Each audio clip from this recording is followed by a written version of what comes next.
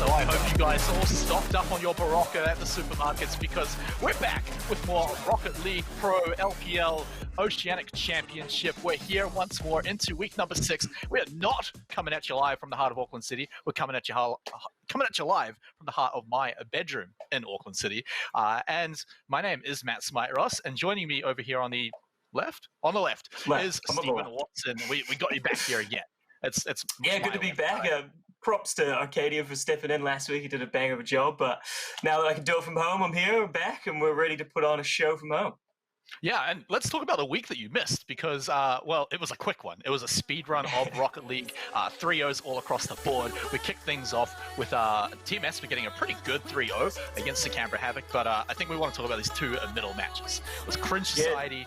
We finally got this match. Cringe Society 3-0 against Renegades.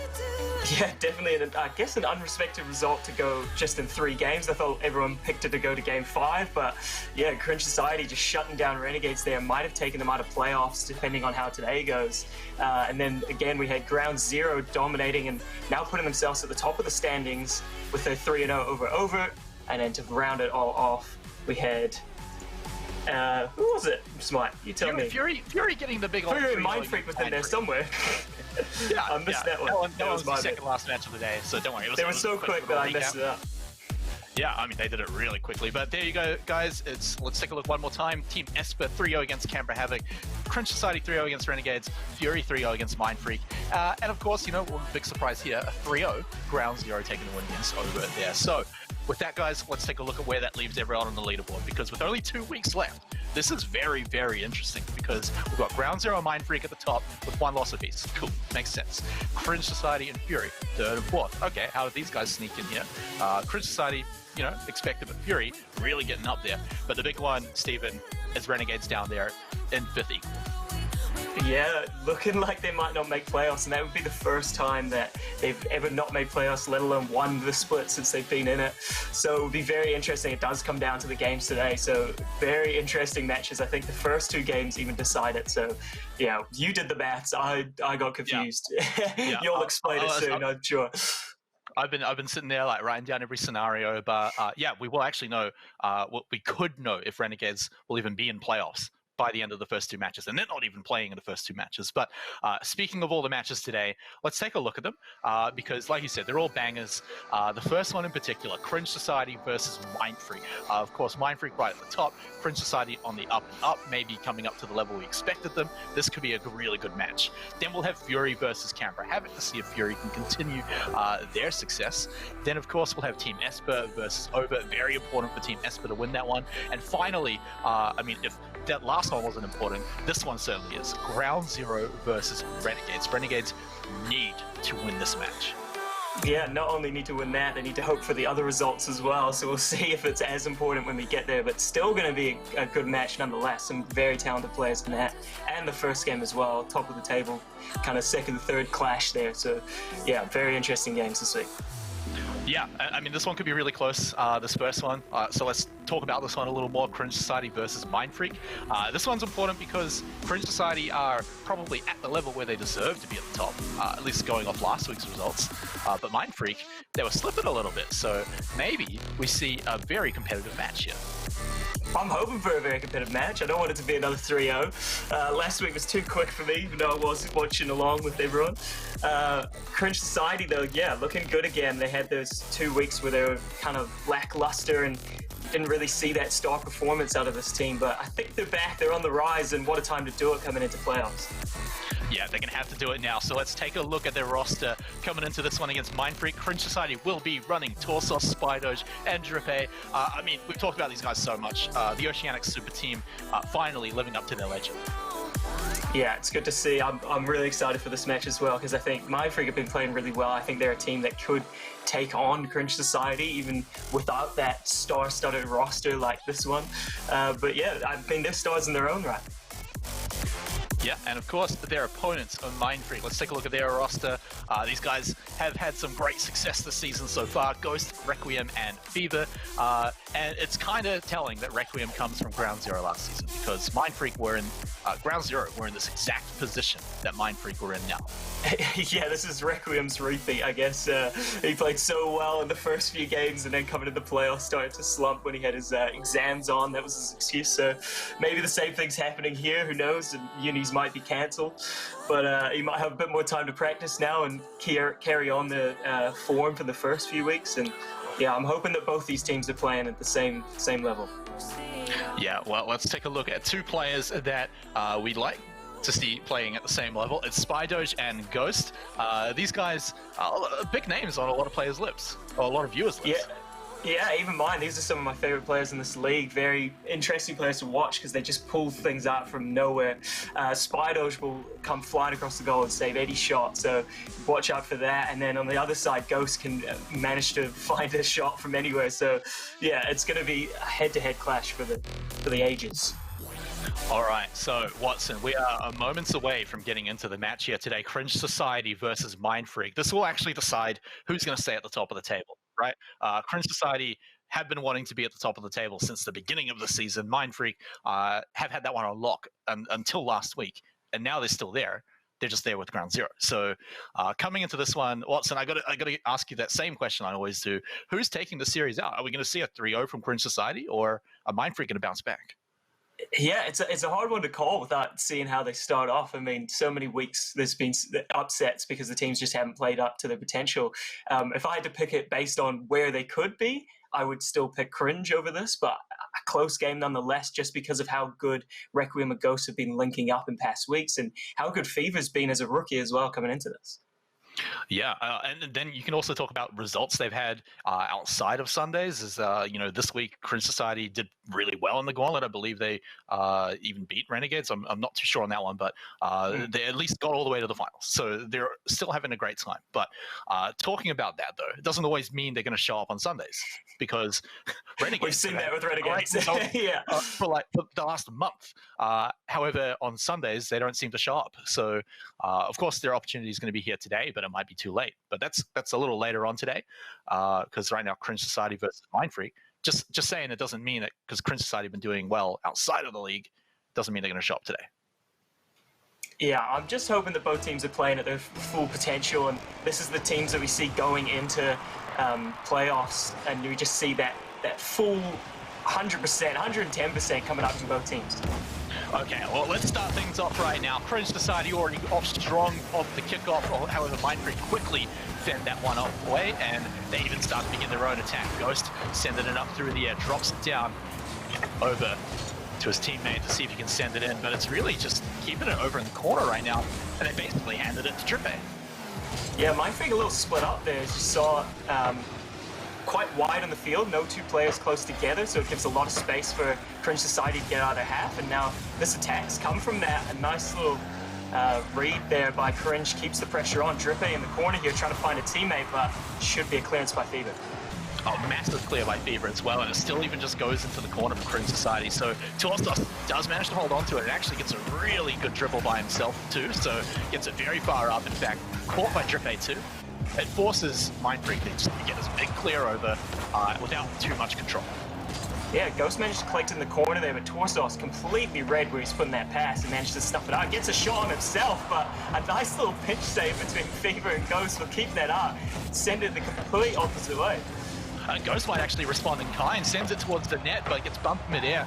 Sends the ball off to the side a little bit, so won't be able to take that shot in. Torstos, though, sends it by one defender, but gets it into the corner here for now. Cringe Society trying to set it up, but it's going to be stolen away by Ghost. And Ghost... Torstos has come charging already. He's hit so many opportunities, just kind of a one-man army up there. It's finally getting the support that he needs, but can't quite find it in this play.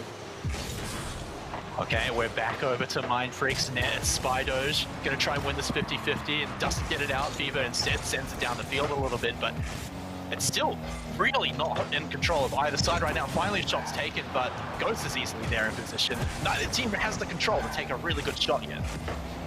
Yeah, I'd say Cringe Society on the ball, a bit more control in the tempo of the game, but yeah, no real chances, forcing just the one save really out of Mindfreak, that pinch save from Ghost. So not really putting the pressure into anything at the moment, converting it, sorry. And you do have to give it some of their clears. like their clears have been going really well, keeping it well away from their net. But we might see Cringe Society now start to get it going, but they have to win these 50-50s. It's Mindfreak keeping it out of their hands, making it so they can never shoot. Spido is super far back as well, considering where his team was, but Ghost is going to take his shot a little high, needs a teammate to send it in, but they won't be there in time, and so Mindfreak keep that one out. Ghost had to fight over Esper there. Quite the angle and force off the shot. Good, both keepers in net there. Cringe Society takes the lead with over half the game gone. Yeah, and so finally it takes us a while to eventually get one in the net, but Cringe Society with a quick counter-attack coming out. They get by Mindfreak before most of them even they're in position to defend, so taking the lead here. And they already had a good kickoff at the start, so doesn't look like they're going to get that just again. Ghost going for the 50-50, wins it out. Actually sets it up for his team to shoot. Requiem doesn't get enough power onto it though, and so they hold on to it for now, but they're stealing away boost, keeping Cringe Society a little dry, but with that clear, that gives them the breathing room they need. Yeah, Requiem getting a double touch off the ceiling there, but gets beaten the 50-50 by Drippane. Loses all that pressure he was gaining. Fever now in the air. Does beat Torsos in that 50. Can he find anything to his teammates? Wins another in the corner, so it just keeps the ball here, and Cringe Society's half, and Ghost's shot is blocked up by Torsos. A good save there. And that was yeah, they really needed a third person to shoot there for Mindfreak, and so they have to set it all up again, but luckily for them, it looks like they're able to do that. Torsos coming in with another 50-50 win there. Torsos has actually been so good on defense for his team today. Defense and offense, he's been all over the field for this team. He's kind of the reason why Cringe Society have the edge here so far. With a minute coming up on the clock, Mindfreak really need to find something. Yeah, that's the fun thing right now, is Cringe Society are suddenly in a state position, especially if they can find a ball in right now. They haven't managed to do so just yet. This is actually the first time in a while we've seen them properly get an attack going. And with only a minute to go, this is not the position you want to be in if you're Mindfreak. They need to steal it away now, like they're doing now. And Fever needs to win this 50-50, sets it up. Is there someone else for Mindfreak? Ghost comes rushing in. He needs to find this shot very soon. Yeah, Ghost's shot almost snuck in there. It was a bouncer off the ceiling and just kind of confusing to read, but Cringe Society doing enough to keep that one out. I can't remember who in the net actually did get the clearance. We see it the other way. It's just been a midfield battle for Cringe Society, and they're winning it. Yeah, and keeping it in the Mindfreak side right now is exactly where they want to be. Sending it towards the net. It doesn't go in, but it doesn't matter. They still hold that one goal lead for now. Cringe Society need to keep it out of the hands of Mindfreak, and they do. Drippay steals it away. They can keep it over here. They can just maybe take a shot here and there, but as long as they keep it in its orange side, Mindfreak will not win. 10 seconds to go. Can they do it? Cringe Society just bullying Mindfreak in the corner there. All three members coming in at one point just to bump around and keep it there, win the 50-50s, just buy a lot of time to take an easy first game there. 1-0 to Cringe Society will seal game one. And I think we've got a really good series on our hands, because that game, one goal difference, the one goal difference was just a very quick reaction to a setup that didn't work for Mindfreak. And so Cringe Society just edging it out slightly there, but you could see both teams, like you were mentioning, fighting for the possession in midfield, and both sides, to be honest. Cringe Society, though, probably kept it pushed up a little more often, but that possession percentage is probably not a huge difference right now. So you can definitely see either team coming back here in game two.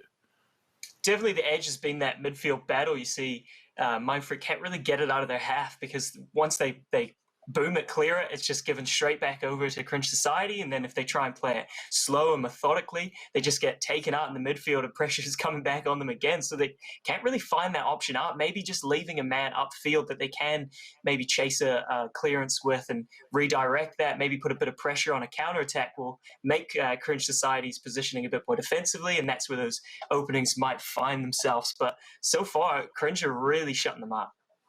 Yeah, Cringe have also tweaked the strategy a bit to be even more defensive than before. I mean, you can see Spidoge is almost always back there, maybe going for Savior of the Season, who knows, but he's just always back there, no matter how far up the rest of his team are. So they're becoming much less vulnerable to counterattacks, which is the one way they got a goal here in the first game. And even then, it was not even a strong counterattack, right? It was still fended off well by Mindfreak until the very end. Yeah, we'll have to see how it plays out in game number two here as we get into it. 10 seconds already off the clock, and neither team really getting the better of that kickoff. Yeah, I mean, a good demo there. it's always going to be a little bit of fun, but midfield with neither team really holding onto it, gonna just slow it down a little bit. Finally, we get to Cringe Society's net, but expecting a big clear, but actually looked like Requiem coming in to be a little bit of a disruption, and it's enough for Ghost to come in and scoop the ball up and get the first point on the board. Yeah, this pass from Fever is picture perfect. Puts on an absolute plate for Ghost to slot that pass too. Great team play from Mindfreak there. That's what they need. And to know that he had the angle, or the ability to get the angle on it too, because there were 3 defenders in front of him, and he still managed to get it. So we're back into it. Mindfreak, first point of the series, actually. His first game, only a 1 goal difference. So now we get to see them on the defense again, see if they've tightened it up. Remember, they held off a lot of attempts by Cringe Society. Cringe Society were pressuring them a lot. And it looks like they managed to do it just again, bouncing it off in front of the top of the net, but it gets cleared to the corner by Torsos, so safety is held for now for Cringe Society. Yeah, they held them off in that first game, but I think a lot of that came down to the fact that Cringe Society weren't letting Mindfreak really attack, so there was no options and space to counterattack there. There was always 3 players back, and there wasn't much space. But I think if Mindfreak started to get a bit more attack and offensive in this match, then we could see Cringe Society have a lot more space in their attack, and they're dangerous with a bit of space. Oh yeah, so Ghost tries to get a buy, and does actually do it with Fever. Goes over to the corner, he's looking for a teammate to set it up, Fever or Requiem, but no one's there. It's taken away from him. Does get caught over there by Fever, so it stays over here on the Cringe Society side, although eventually they do get a pretty decent clear. It goes to midfield, and it's going to be all about this 50-50 here. Yeah, Ghost is doing exactly what I said they should do, just keeping that man upfield.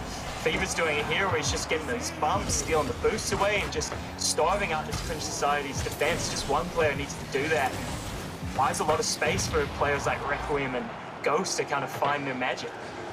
Yeah, Fever's actually getting incredibly aggressive. You can see him just getting those demos, those bumps, but now we get to see him back onto defense because Cringe Society are looking to get a pretty good clear from this, and they had control, but Requiem actually steals it away. And Fever coming in from the top, actually just zooms in onto it very fast. Can he shoot it in from here? It looks like Cringe Society should grab this one away, especially Torsos there. And he should just boom this one up.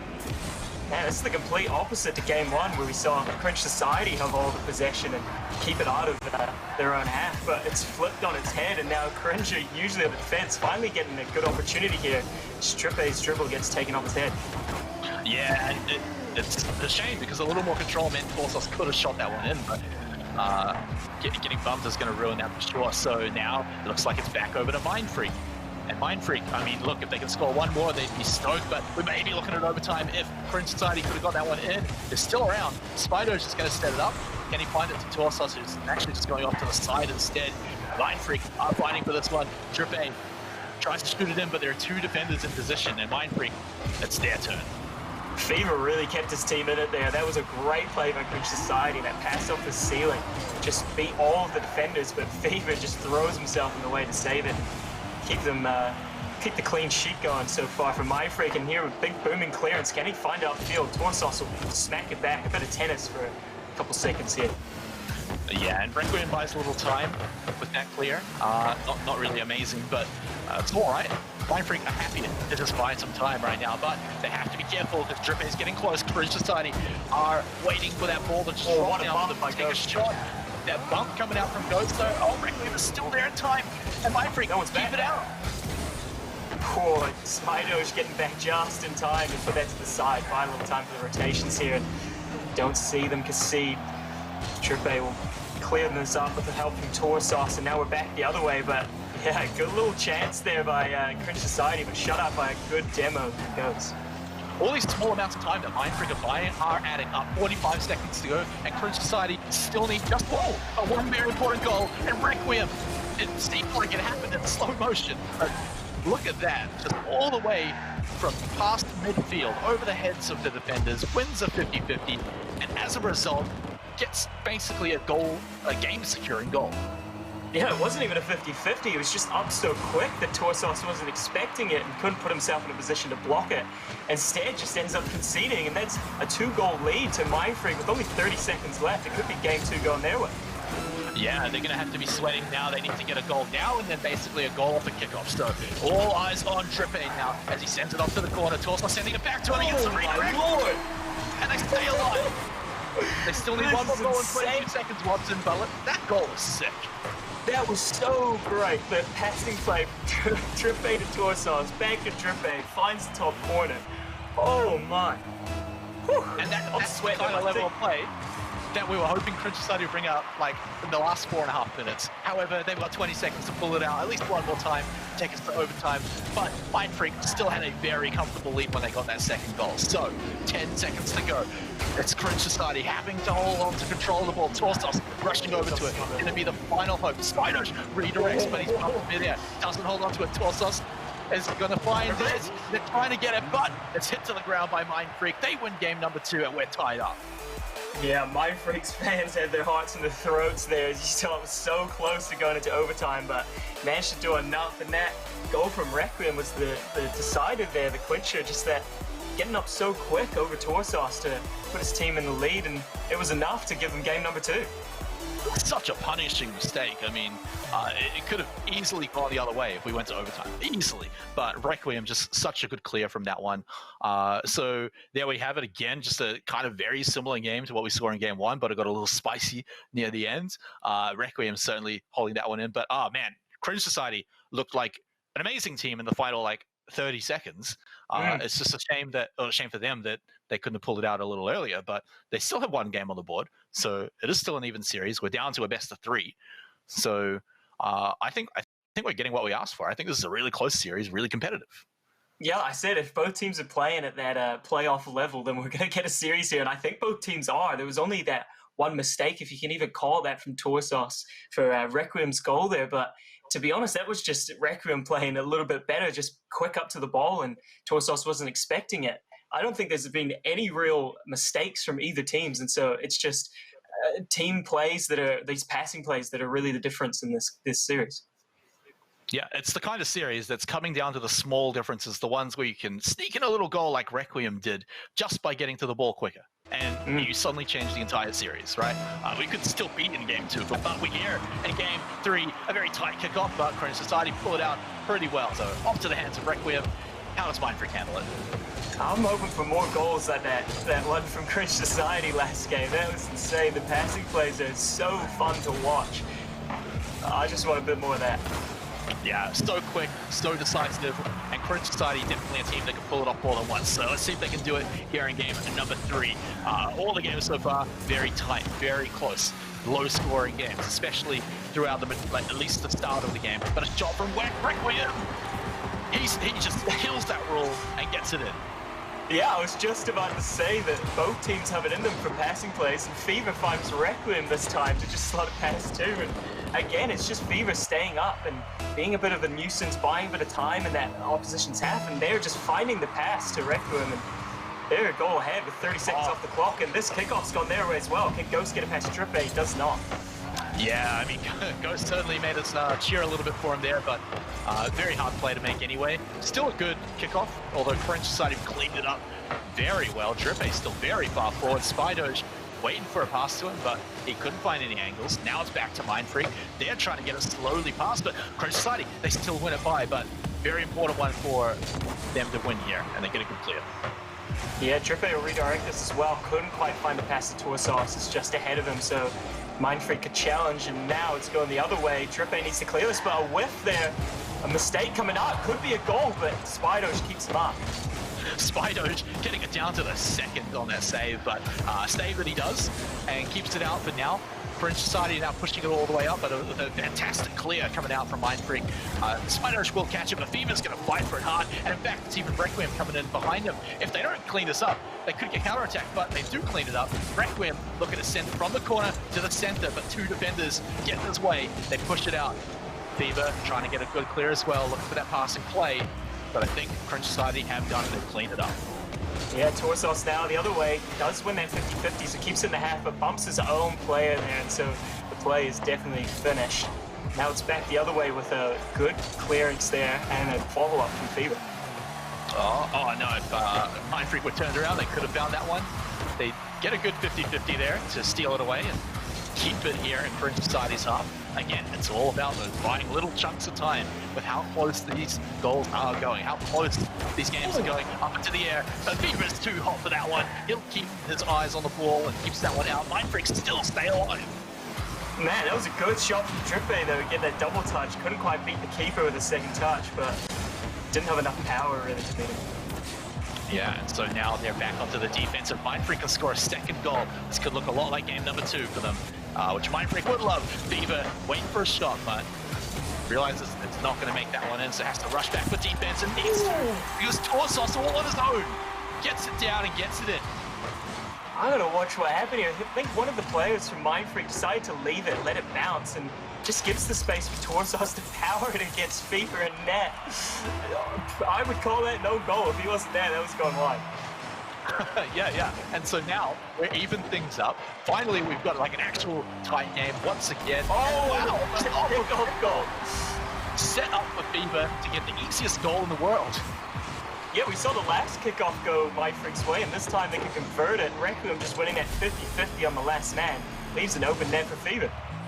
Yeah, set up beautifully for him. And so now where Cringe Society managed to get back, make it even, make it a lot closer. Suddenly Mindfreak 1 goal ahead now and back to the pressure once more. Spider, if we can find this in, it would be great. Right underneath the defender, but there's still more where that came from. And so now Requiem going to counter-attack, and that is the goal. Oh no, that was looking Cringe Society's way. That fake ball, a lot of time, but Drippy not winning in the corner there. Torsos had pushed up, expecting the win. And the Requiem again just beats him. What's with Requiem and just being an absolute sniper in these games? He's trying to get further and further away goals. That one was from basically the opposite corner, and he's still trying to do it. But that's 2 goals up for Mindfreak, and can he do it again? Basically Requiem there, but Fever gets the last touch. And 4 goals for Mindfreak. This one's done and dusted for them. 2 minutes. Cringe Society get 3 goals. It can be done, but I don't know, man. Mindfreak stocking up on insurance goals, like people panic buying toilet paper. Oh, it's good to see. It's just these kickoffs going Mindfreak's way. This one finally going Cringe's way, but you saw time and time again, they're at least buying pressure, or even 2 of them going in. Yeah, and now, I mean, we're talking about the buying time when they were 1 goal ahead. Mindfreak are just happy to just keep sending it back. Finally, they get it out of their own half. They can put the pressure on. If they find another goal in, it's basically game. If they keep the pressure up, it's basically game. Fever taking a shot. Does go into the hands of Torsos. A lot calmer than I thought it would be. Yeah, it was halfway in the net, but still managed to catch it and take it out. No one really following up on the shot, so they couldn't bully that one in. But honestly, Fever's really surprised me this game. I didn't know he had the mechanics in him. Oh, everyone on Mindfreak is starting to step up as well, but Requiem as well. You know, all these really long shots. We'll see if he gets another one in, but Cringe Society trying to start their path to redemption here. They need their first of 3 goals to even make it to overtime, and they need to get it now. It's going to be Spider coming in from the corner. Drippy redirects, but it's Ghost saving that one, keeping it out, and shutting the door on any hopes of coming back for Cringe Society. They don't get a 5th goal, but I don't think they need to. Man, this is end-to-end stuff still, even with the scoreline quite one-sided at the moment. We see a demo, an angry demo coming up with Torsos there on the keeper. Couldn't quite find the other keeper, so the shot was saved in the end, and now the demo's trying to come back the other way. These teams are scrapping. I mean, at this point, right, you're either trying to get a feel-good goal or you're just mad at your opponents and you want to blow them up. And Cringe Society, they're going to take their opportunities. Unfortunately for them, it means they don't get a ball in the net. And so they keep it out. Mindfreak with 10 seconds to go have secured this game. They might be looking to find one in here for Cringe Society, get 2 goals on the board, maybe feel a little bit better about it. But at the end of the day, it will be Mindfreak taking game number 3, getting the series lead. Yeah, 4-1 as well. Pretty convincing. The last 2 were only 1 goal in it, and then this one, the door is wide open. Mindfreak just collecting goals left and right. Every single one of the players playing well. I think I picked out Ghost to be one to watch, but Fever has stepped up this game. Requiem always plays well. Yeah, Requiem always plays well. Fever stepping up, but yeah, Requiem, I mean, he's high in the points. He's getting these amazing game-changing shots, and now we can start calling them series-changing shots to basically be the difference, right? I mean, maybe the difference wasn't needed there in game number 3, but it got to the point where it might have been. And so the fact that he just got an extra 2 goals on top of it, just by being amazing and getting these really long distance shots, it's just keeping it so comfortably in the lead for Mindfreak. So let's look at how it goes at the start of game number 4, because an early kickoff goal is never great, and an early 30-second goal is also never great, and Mindfreak got both of those in the series so far. So yeah, if you're Cringe Society, you're probably a little frustrated now, but you've got to rein it in. You still got 2 games to win. Yeah, they do. And I mean, if you're a Renegades fan, you're watching this game pretty happy because Mindfreak's now a match point. They needed this game to go that way to have any chance of still making playoffs. But sorry, I don't want to talk about other teams, but I mean, it's one thing to kind of have in the back of your mind as we're watching this. Yeah, Mindfreak just really stepping up even after their loss last week. Yeah, and this could also decide seeding for Cringe Society as we move into playoffs. So we can still talk about it for Cringe Society, but they still have to see what they can do here in the series. Mindfreak is on match point. Cringe Society are up against their net. They have to bring it back here in this game. And that start, it was short-lived, but they're continuing it. Torsos still gets a buy. And with Spider back there, passes it over to Drippy, who takes a shot, but it's a little high. Torsos wants to clean this one up into the corner, and it still does not go in. No, Torsos needed to put that shot away. Drippy might be good, but Fever's a net. Mindfreak just weren't clearing it there, but now, oh, I didn't see the last player there with the name tags off. Oh no, and now with that, we're going in blind as Cringe Society going up to the net once more. They didn't get it in before. Can they do it again? It's Torsos trying to fight for it once more, but they're all together, and now they're all rushing back because they see Requiem has got the ball, and you can't let him take a shot from anywhere on the field. Fever not winning that 50-50 in the corner. Spidosh beating another there. Requiem cleaning it up for his team. Gets the flip reset on the ball. Tries to power it under, but just too high on the shot. Means that we stay scoreless. Yeah, and Cringe Society, they come in, they stop the follow-up as well, which is just as important, but they're still taking shots here. It goes in by Ghost. Keeps it out. Torsos standing it nice and high, and Drippy is going to look to clear it. Gets it by 1 defender, but not 2. Requiem holds on to it. And remember, we can expect him to take a shot from anywhere. Spido's just dribbling this upfield, powers it through the defender there, but no one really following up in the corner, so Mindfreak had a chance to clear. Does so now, but only as far as Drippy. Yeah, and they get a good clear, but it goes right to the center field, right in front of the net. Spidosh doesn't clean that one up, lets Torsos grab onto it, but because of that, Fever can hold on to it. Do they go in? Do they take a shot here? It's cleared to the corner by Requiem. Torsos looking for the pass to the center field. It goes to Spidosh, but it's too high. They need that 3rd man, and Drippy wasn't enough of a man to make it go in, and so now Ghost gets to go in, go for the counterattack. Yeah, I think Torsos, if he was facing the right way, could have gone for that, but decided to play defensively. It's still 0-0, so not wanting to lose a conceded goal here and get behind with half the game to go. But does miss out on an opportunity to score himself. Yeah, that would have been, again, a game-changing goal here because we still have yet for either team to get one, and we're halfway through game 4 here. Mindfreak on match point. Requiem doesn't win that one, and Torsos gets to send it to midfield, but Spidosh doesn't catch it in time. Now they're going to work on it again, sending it to midfield, but Ghost has something to say. Gets a good clear, but it's still to Torsos. They steal it away. Are they looking to steal it away again? Spidosh needs to grab this one, but Fever trying to take a shot there, but too many defenders in the way. Now they have to rush back.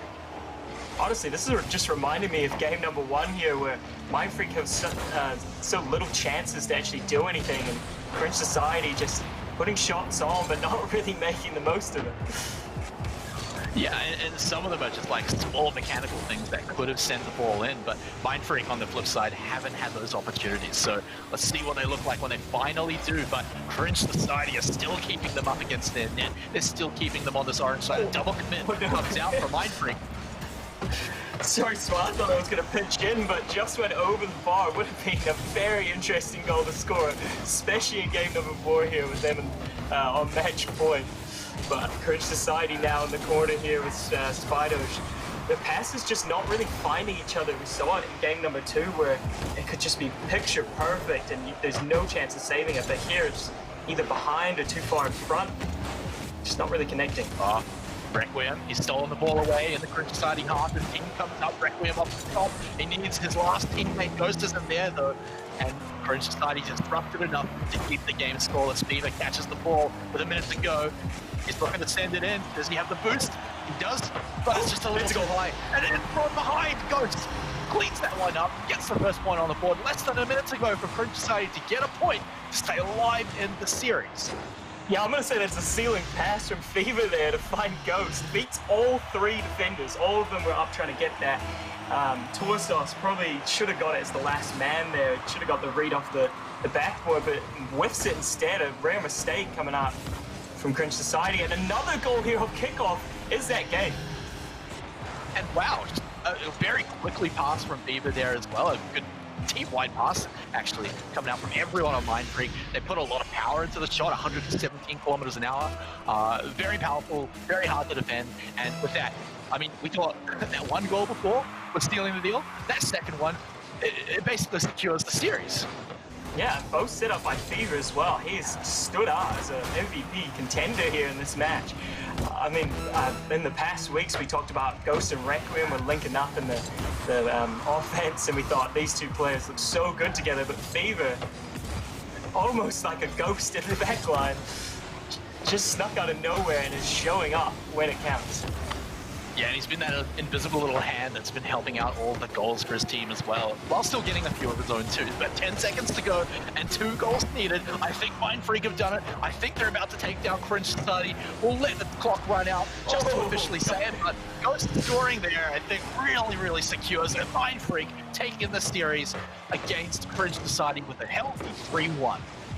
Not only that, Fever clinching himself a key playmaker award there at the end by getting his 3rd assist, but man, his mechanics have just been so good this game. I didn't know he had it in him.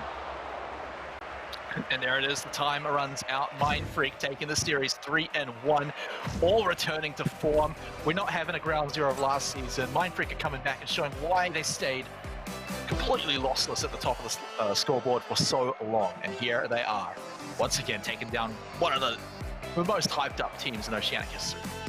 Ghost getting a hat trick in that match as well. Fever finding all the assists for them. Man, they played so well. I mean, we got to talk about an MVP for this game, but for me, it's got to be Fever. He just stood up this week and showed why he's in this team.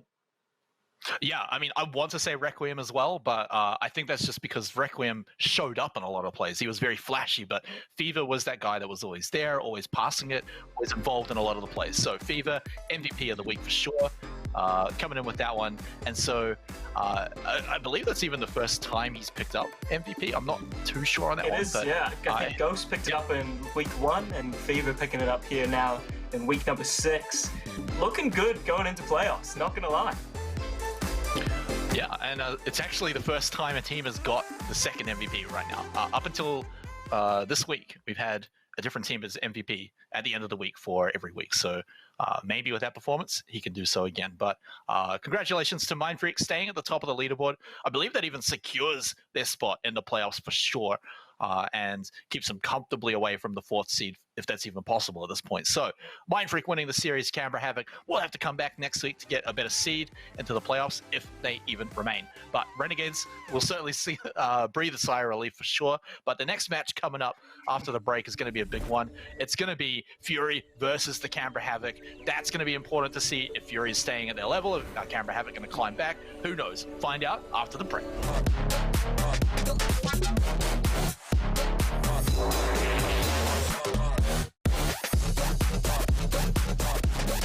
And that's right, we're back with more Rocket League action. We've just had a game, a number 1 come out with Mindfreak taking down Cringe Society to remain at the top of the leaderboard. We'll see if they stay there alone or together later, as Ground Zero will be playing later on. But we're back here. We got game number 2 coming up. It's Fury versus the Canberra Havoc. And this one is a very important win for Fury, we're going to say. They want to stay in that top 4. Yeah, and they've taken down some giants to get there, so maybe taking down a team like Canberra Havoc, they are sitting at the bottom of the table, will be good for them to kind of clinch a playoff spot here. I mean, there's only one more week after this week, and I think this is a game that they're favourites to win for once. Yeah, for sure. And so let's take a look at both of the lineups that we're seeing from these teams today. We'll start things off in just a moment with presumably Fury. Yeah, there we go, Fury. So these guys have been looking strong. I picked them as a dark horse team who could potentially cause some upsets. I think we've gone past that stage at this point. So let's take a look at their lineup right now. As it'll come up in just a moment, guys. Don't worry. There it is. Anthus, Kenny Salmon, and Scar. Now, everyone talks about Anthus. He had a spectacular performance last week, but I think the big thing is his team stood up. Yeah, Anthus picking up the MVP of the week last week, so definitely stepping up in that win they had over Mindfreak. But Kenny Salmon and Scarth both really stepping up, players that surprised me time and time again. But yeah, they are those make or break players. If they play well, the team plays well. If they're not playing well, that's where we see Fury falter. So really need to see them step up again. Okay, and their opponents, Canberra Havoc, all the way at the bottom of the leaderboard. Last year's grand finalists as well. Very surprising result throughout the season, but their lineup, Walcott, Leduc, and Tango. So still mostly the same roster, but Tango coming in. Let's talk with Tango, right? How is he performing as a rookie this season? He's been playing very well. He wasn't there last week. They had Vampel come in and step in. He's been kind of lackluster. He still is picking up the most saves. He's currently top of the Savior of the Season award, but a lot of the time the goals that are scored against him is from his mistakes or other mistakes from the team rather than getting outplayed or anything like that. So really need to see him step up and be solid in the backline so his other players can step up and be those finalist players that we know they are. All right, well, let's take a look at the featured player matchup because it's two of your favorite players coming in here today, Watson. I believe it is Kenny Salmon and Tango. So we've already talked a little bit about Tango, so tell us more about Kenny Salmon. Well, Kenny Salmon's sitting behind Tango there as Savior of the Season, 2.35 saves for him. Leduc is actually sitting on the same, so there's three of them there that are really close together, but Tango sitting ahead with 2.93. So yeah, these players do have those moments where they do make mistakes, but when they're playing well, they do play well. So it's down to which of these makes the less mistakes, I'm going to say. Yeah, and this might come in a little more on just the team side, but Fury, every time they win it in a 3-0. So they're not very often losing games when they're winning series, and even the ones where they do lose, they're still giving games back. But over for Canberra Havoc, who've lost the majority of their games, there's a reason they're at the bottom of the table. The one benefit to that is that they do get a lot of shots sent at them, and so they do get a lot of opportunities to get that Savior of the Season. So is that a reason that maybe we're seeing Tango so much higher than the other guys? Yeah, they are conceding a lot of shots, a lot of pressure coming their own way. They only win against Overt, who's sitting down the bottom with them there. So we have to see if they can take down a team like Fury, that's sitting in a playoff spot at the moment. It's a pretty hard test for them, but we'll get into the game straight away. Yeah, I mean, it's really all about Fury right now because it's just them. They need to win the game. They need to win the series to stay in potential playoff spot because they have got Renegades hot on their tails. And with Cringe Society dropping a game, it's a little better for Fury, for sure. But they want to win here just to secure it, for sure. And so now, as we get into it, and just ignore the series bars at the top, this is game at number 1 for sure. And Fury are on the defensive, but it looks like they finally cleared it out of their half. Yeah, working from home this week, so there is a few kinks that we haven't really flushed out. It's the first time we're doing this, so bear with us a little bit there. We will get that fixed up in time, but we see a little bit of pressure coming from Fury here, but all three players from Mindfreak pushing up together. Kenny Salmon's cat car really making the noise. Oh, I mean, it's probably because he was so far from his net after launching himself so far, but it might have been a blessing in disguise as he's now right in front of the net, but that attack is very short-lived. He has an event, but he's not going to be able to jump in time, and Tango might be the savior, or almost the savior of the season, but he can still score. Yeah, Tango surprising me there, getting us over 2 players as well, beating both Scott and Kenny to score that. Good little team play from Canberra Havoc to get it on their half and quickly counterattack like that. It's a good thing to see going into the series. Haven't seen much of that throughout the season. Yeah, and so for that, it's going to be rough for Fury. I mean, they're the favorites to win, so going down 1 goal very early on is not the greatest feeling for sure, so let's see what they can do to pull it out. Canberra Havoc have been great on defense. They generally always have, and so they quickly get it out of their half very, very often, and this might be the longest time we've sat here in front of their half. Anthus probably, he's going to take some time to take a shot. Actually sends it to Kenny Salmon instead of shooting. It gets it in. Yeah, so we pointed out Kenny Salmon and Tango, and already they're both on the board. Minute 30 off the clock, and he beats 2 himself to get that one pretty much in the same place that Tango just scored his goal. Yeah, but he picks it up from a beautiful little trick from Ampus. I mean, just completely reads his opponents like a book. And so evens the score up now. Fury versus Canberra Havoc. Back over to Fury's half. This is where we're probably going to be quite often. However, as I say that, we're going back over to Canberra Havoc's half. Yeah, they're really pushing up together. A lot of the times it's all three of them pushing up here. Leduc and Walcott up. Does put it down for Tango, but not quick enough to beat the defense there. And now it's coming back the other way. Walcott playing very defensively, though. Already back in net, waiting for this. Does catch it, and Leduc should clear. Walcott looked like he hadn't moved for a whole minute, sitting there and super defensively, but we're back here against Fury's net. Canberra Havoc actually getting really good on the attack. This good clear over to Kenny Salmon as well. To Scarf 2 means that we might be seeing a shot from Ampus, although he has to come in, catch this 50-50, clears it over to Kenny, and now it's slowing down a little bit. No real chance of a shot just yet. A good little play from Ampus there, just to knock it down to Kenny rather than just booming it and giving pressure back. Means that their team can push as a unit, maybe collect a bit of boost, gives them a bit more time before the play's back on them. But Ampus is safe, goes straight to a Canberra Havoc player, and Walcott cleans it up. And like he didn't really just get there in time, so he didn't have a lot of time to think about it, but that shot was in the air for a long time. I feel like Fury should have recognized that someone was probably going to come out and try and shoot however it's cleared back in. So with that, it is let through their fingers. Oh no, what a kickoff. Ampus is there though. It's okay, we can breathe. Yeah, but the pressure's still on. He used a lot to get to that. That means the whole three players from Canberra Havoc are pushing up. Looking like they've given up on this attack though, knowing it's not going to end. And the double commit from Walcott, and the duck buys a lot of time. The door's open for Kenny, misses the shot, and now they can clear. And yeah, like 5 players all fighting for the ball. Ampus catches this one, gets it to the side, picks it over to Kenny Salmon, who gets a great clear. Can they steal it away again? It's a bit slow, so maybe, but Kenny gets kind of half a clear over to the side. So with that, Scarf will get a pretty big shot here, and Ampus actually interrupting that a whole lot. It is, so far, just going back and forth a little bit though. Nice little long shot from the duck there, made the Kenny use everything in his tank, so can't quite get a good clearance on it. The pass down, not good to Walcott, so this will be Fury's ball here. Still Canberra Havoc in the lead though, with 1:30 left on the clock, but here comes a chance for Fury. Shot blocked by Tango, and now the two of them will commit and take this up together. Yeah, Fury almost setting up a shot there, but now they have to go back to the defense as Canberra Havoc pushing it forward again. Another goal against them would secure the game. Canberra Havoc almost finding it in, but a good clear coming out from Kenny.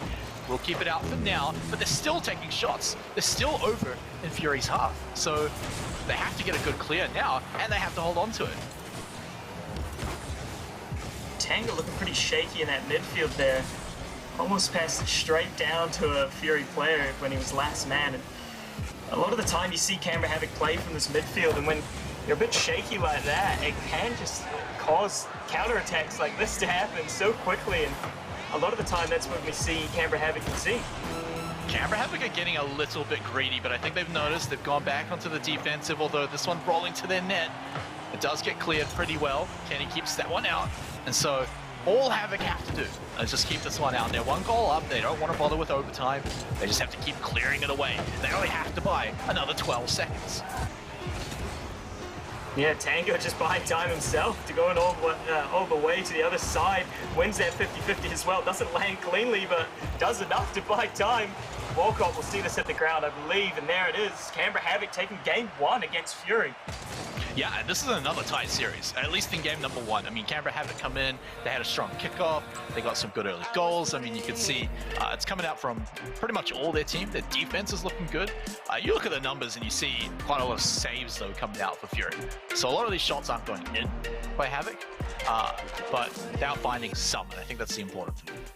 Yeah, a lot of them just buying pressure, and near the end there you saw just buying a lot of time so that 2-1 lead would be enough. But one thing to note, I mean, in week 4 we saw Canberra Havoc take down Overt, and then they started to look a lot better. There was a 3-1, a pretty dominant series there, even though Overt is sitting lower down in the table. But then the next week they had a Overt beat Cringe Society, so... That's true. That's true. They do have good players. I mean, Zan as well was as a champion in this league back in season 7, I believe. So, yeah, they are a good team. And then the week after last week, they had a sub, so we didn't really get to see where they were sitting properly. So this might be the Canberra Havoc that we have now, a team that could take down Fury. Yeah, and we talk about them a fair amount, but Tango doing a pretty good job throughout that series or throughout that game. Yeah. Always kind of in position where he needs to be. Maybe one mistake here and there, but it's about what you can kind of expect at the moment. That said, during a series like this, Fury, remember, cannot afford to lose this series. They need to win it. It's one, but they're kind of expected to win. They've already cleaned up a few of the unexpected wins, so they've got that kind of bringing them back to the playoffs. But they have to clean this one up.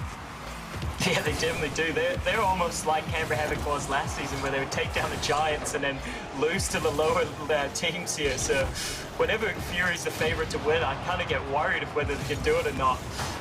I called them as the favourite this one, and they're already proving me wrong. The last 2 upsets, I called the other team to be the favourites, and then Fury proved me wrong. I call them the favourite in this one, and suddenly Canberra Havoc step up. But here we are in game number 2. It's not all about statistics for sure. Let's see what they can get done on the field. It's already a really, really strong attack from Fury, but Havoc have weathered the storm. They've pushed it forward. They're looking to go and push it in now as well, as it's in the corner, getting cleared, and with Duck getting demoed, that might even just be completely shut down. Yeah, it did get shut down, but a good little challenge in the midfield on Amphis means that nothing can really come of a counter-attack. Amphis couldn't quite find the flip reset. Kenny tries to follow it up, doesn't do well on the 50. I believe Canberra Havoc will clear it now with Leduc. Yeah, and so Leduc gets it by 1, but Amphis will catch this one here and get a decent clear, I imagine, over the heads of Canberra Havoc. Back over to their side. So Kenny can win this 50, which he can't, so we won't talk about it. Walcott gets to just bring it down the field, but still has to get it by many members of Fury. Oh, the Duck winning 2 50s there, though, 5 at a time. Amphis will hit this against the wall just to let his team rotate here, and did very well to buy a lot of time there. Okay, back up against the Havoc net. Although, with that said, it goes all the way back from downtown, and Leduc, from a million miles away, socially isolating to the extreme, still gets the goal. Yeah, a bit more than 2 meters there to score that one from his own net. Taps it over the last man of Fury, manages to clinch the lead, again with 1:30 off the clock. Oh, and that's just not a goal you want to let roll in, just because you weren't in position. So Fury have to work hard to come back in and even up the series. If they drop another game, that's where things get really dicey. But they're still in this one, 3 minutes, and they can bring it back. It's only 1 goal difference, so not a huge deal. And Tango getting demoed there means that Amphis, if he could have got the redirect, could have sent that one in, but it was just a little off to the side. Enough time has gone by that now Havoc can breathe again. Havoc, panicking a little bit there. Amphis didn't have enough boost to get that second touch, but even the afters there, double commit, and just a lot of pressure back onto themselves instead of just getting a clean clearance. Yeah, and Fury deciding to do a few different things going back, going forward, not too sure, but with that said, it looks like Canberra Havoc have caught the ball. They've got it into their side. Can they take some shots against Fury? I mean, you can see some of them are pretty far up, but that one's going to get sent all the way back. Tango gets it to the side, but so does Kenny. He bounces it right to the middle, where it's collected by Leduc. And if Kenny was facing the other way, he could have shot that in. It was a clean save by Tango, though. A bit of an awkward one going backwards against his own net.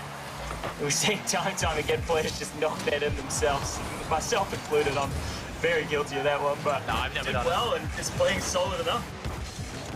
Never sent a goal in on my own, I swear, on everyone's life.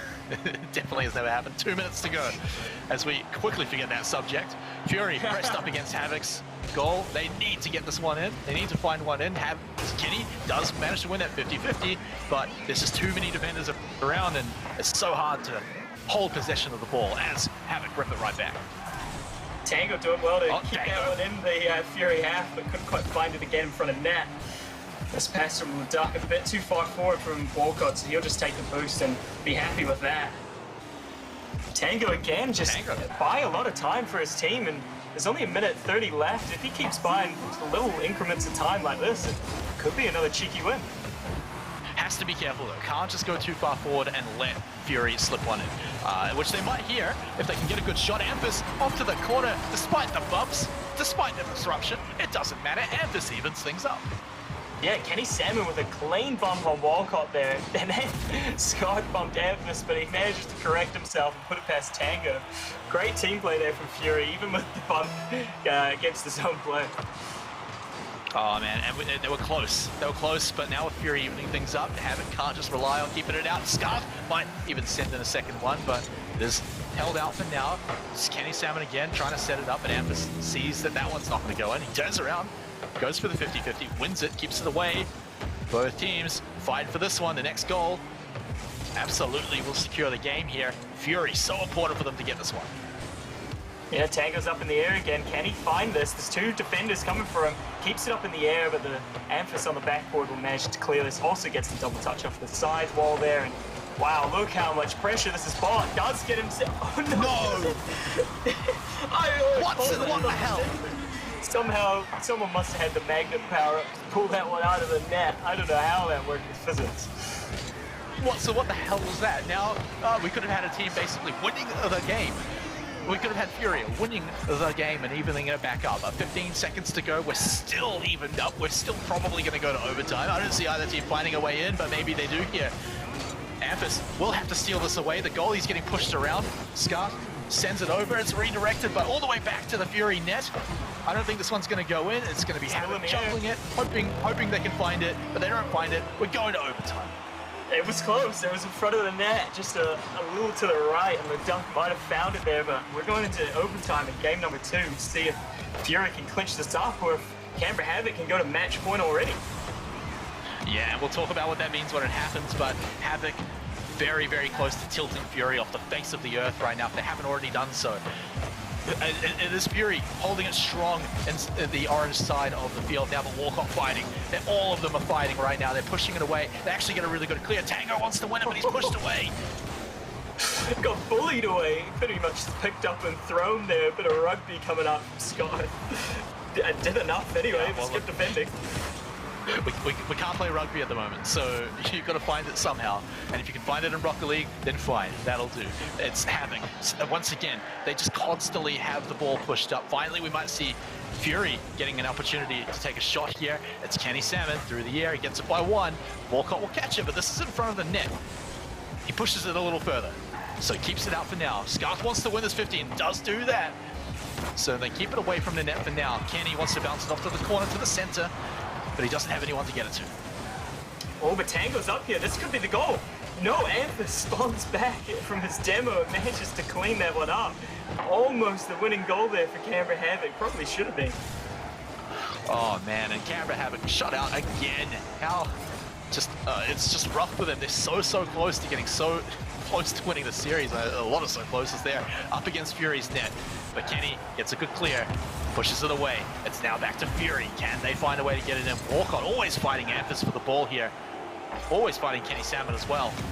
And Havoc should hold on to this one. It looks like Fury have burnt enough time. Amphis just trying to get it past to the corner here, but not enough power.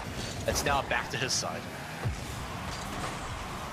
Yeah, it's looking like Canberra Havoc are the ones in charge of it here. It is getting sent into their corner a lot, but Fury not really doing much with that pressure, and Amphis shot, I guess I'm going to call it a pass now to Scott. Probably should have just shot in the open net. Could have probably a bit of a surprise there. Almost in. Oh no, it's going to roll over. Can Walcott get there to redirect it in time? It doesn't look like it. Fury get back in time, so we stay alive. We stay here in overtime. 2.5 minutes, Watson. We're still here, and Fury are looking to end it, but they don't manage to get it. It's still Tango fighting for this one. Can he get it over to someone to shoot it in? It gets cleared away. We're still here in overtime. He's still going. This is a long one. Ship yourselves in. I hope you got all your snacks when you stocked up at the supermarket, because this is looking like it's going to keep going forever. Yeah, this overtime, it's going to outlast the lockdown for sure, if it keeps going this way. But Havoc have got Fury once again up against the wall, but Fury fought for it. Fury won. They got the ball, but it's always Tango. It's always Tango coming in and it's taking it away from them. Duck again in this corner, gonna clean this one up. Amphis just bullies him out of the way though, so Kenny Salmon's looking for a pass. Walcott will knock it down to Tango, who feels backflips and doesn't carry on the play. There's a mistake coming up from him. Has played quite solid so far until that mistake. But here it is, Walcott's done it. 3 minutes, 23 seconds off the clock. Havoc, finally find it and put it in the net, making it so that they're on now match point in the series. Oh man, and that one was just Walcott seeing it bounce, roll off the corner into a position where it gives him the cleanest shot if he can get to it. He sees it, he grasps it, he wins the game, and even brings his team to match point here against Fury. Fury, who, like we were saying before, absolutely need this win. Canberra Havoc, I mean, it's still possible for them to make it into the top 4. With Cringe Society's loss earlier today, actually, it's even a little more possible.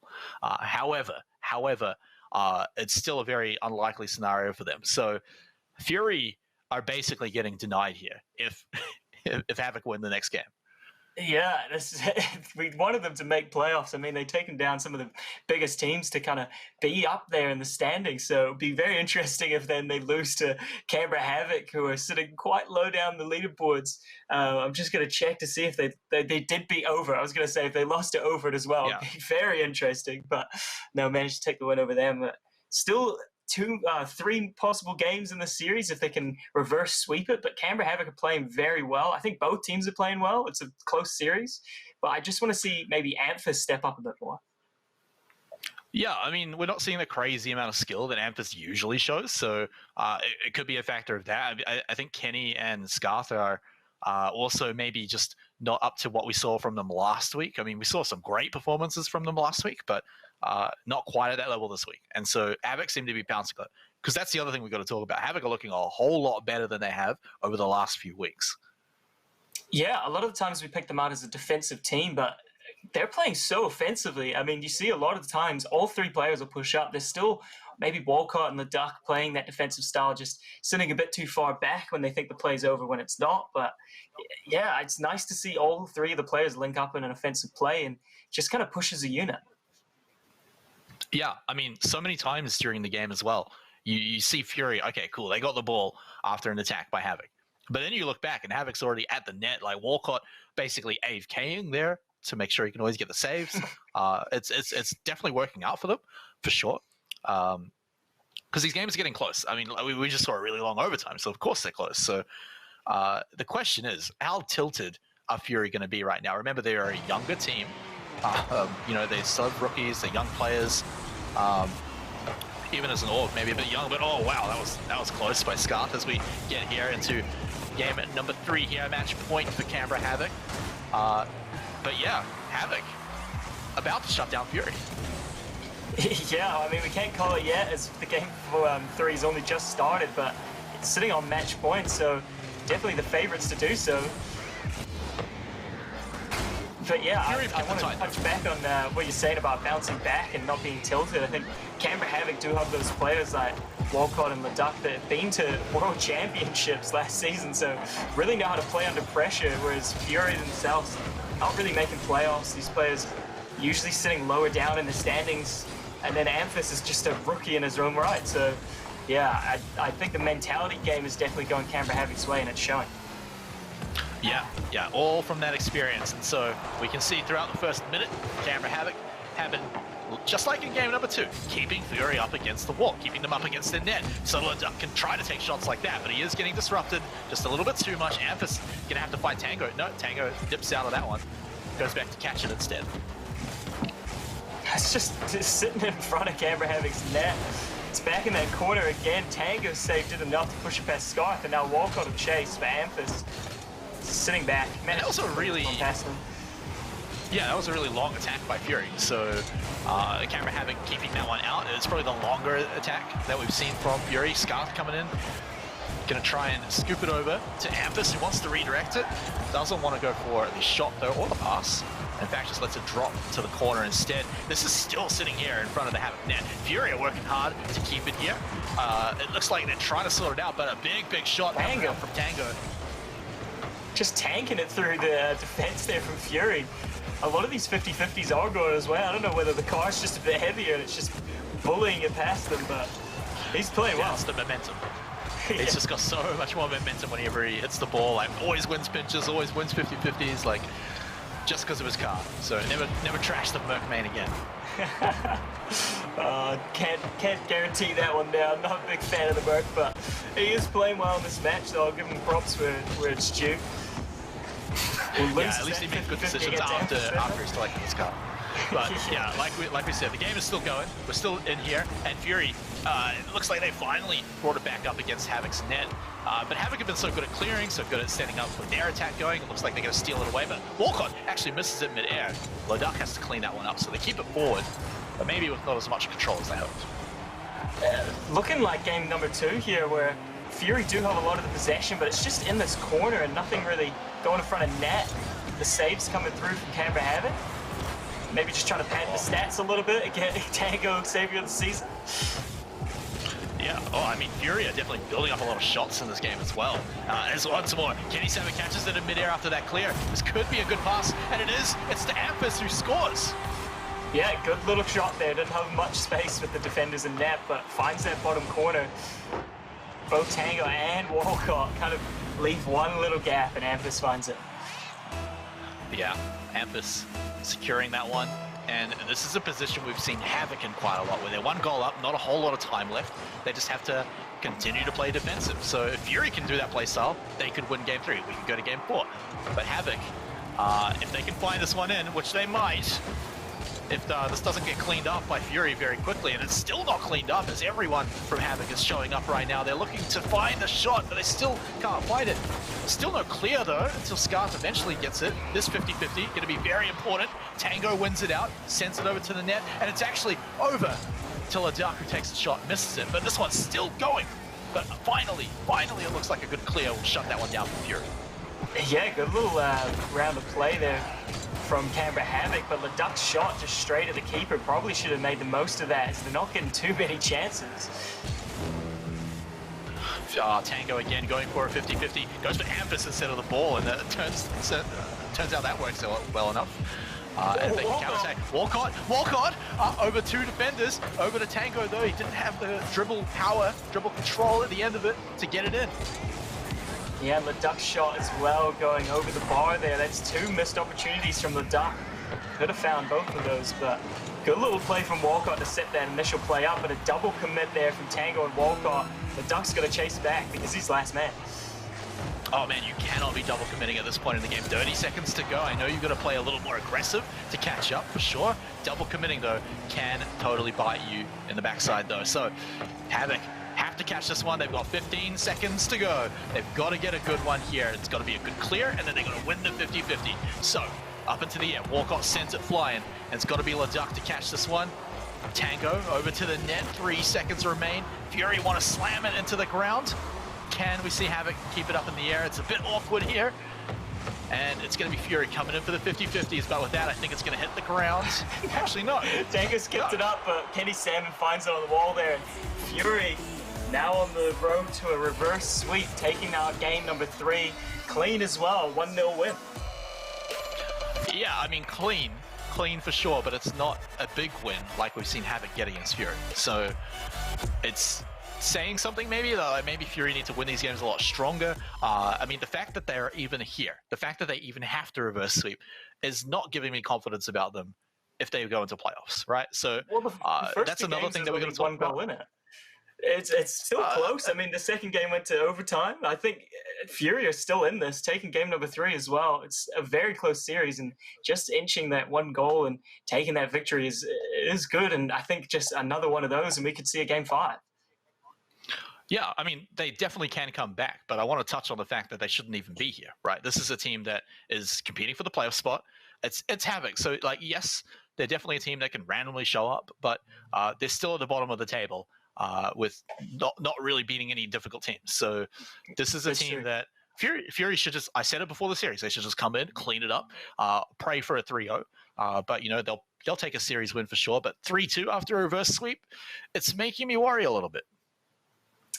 Yeah, at the same time though, if you get a reverse sweep, that's going to look good going into playoffs, that you have that mental capacity to just bounce back in a series like this, especially after game 2 overtime, 3-minute overtime loss. That really hurts your mentality, but to bounce back in game number 3 and take it clean as well, not conceding a goal is good looking into game number 4. Okay, so Yeah, definitely wanting to move to the playoffs, but Amphis, he's an impatient man and needs to get a goal before 15 seconds have even passed. Yeah, just a lot of pressure coming out of kickoff there. Walcott couldn't clear it, instead puts it right in the path of Amphis to clean that one up. 1-0 to Fury. We said they were bouncing back, and it's looking like they're starting strong. I mean, that's the best way to do it, right? Just get a real early goal, and then the game begins, where you just have a 1-goal start. Now, Amphis isn't getting that. Right? 19 seconds and 2 goals. I mean, oh, this is looking a lot better. You wanted a decisive win. Well, they're starting off strong for you, Smite. Yeah, I mean, that'll do it. That'll do it for sure. If they play as defensively as they did in the last game, then I'm happy. I'm happy with that because Fury kept it out well. That's their offense sorted. However, let's see them get a real attack going, which might be coming out here. It's a good power shot coming in. Kenny Salmon passing it to midfield. But yeah, I mean, 30 seconds, and we're still 2 goals up.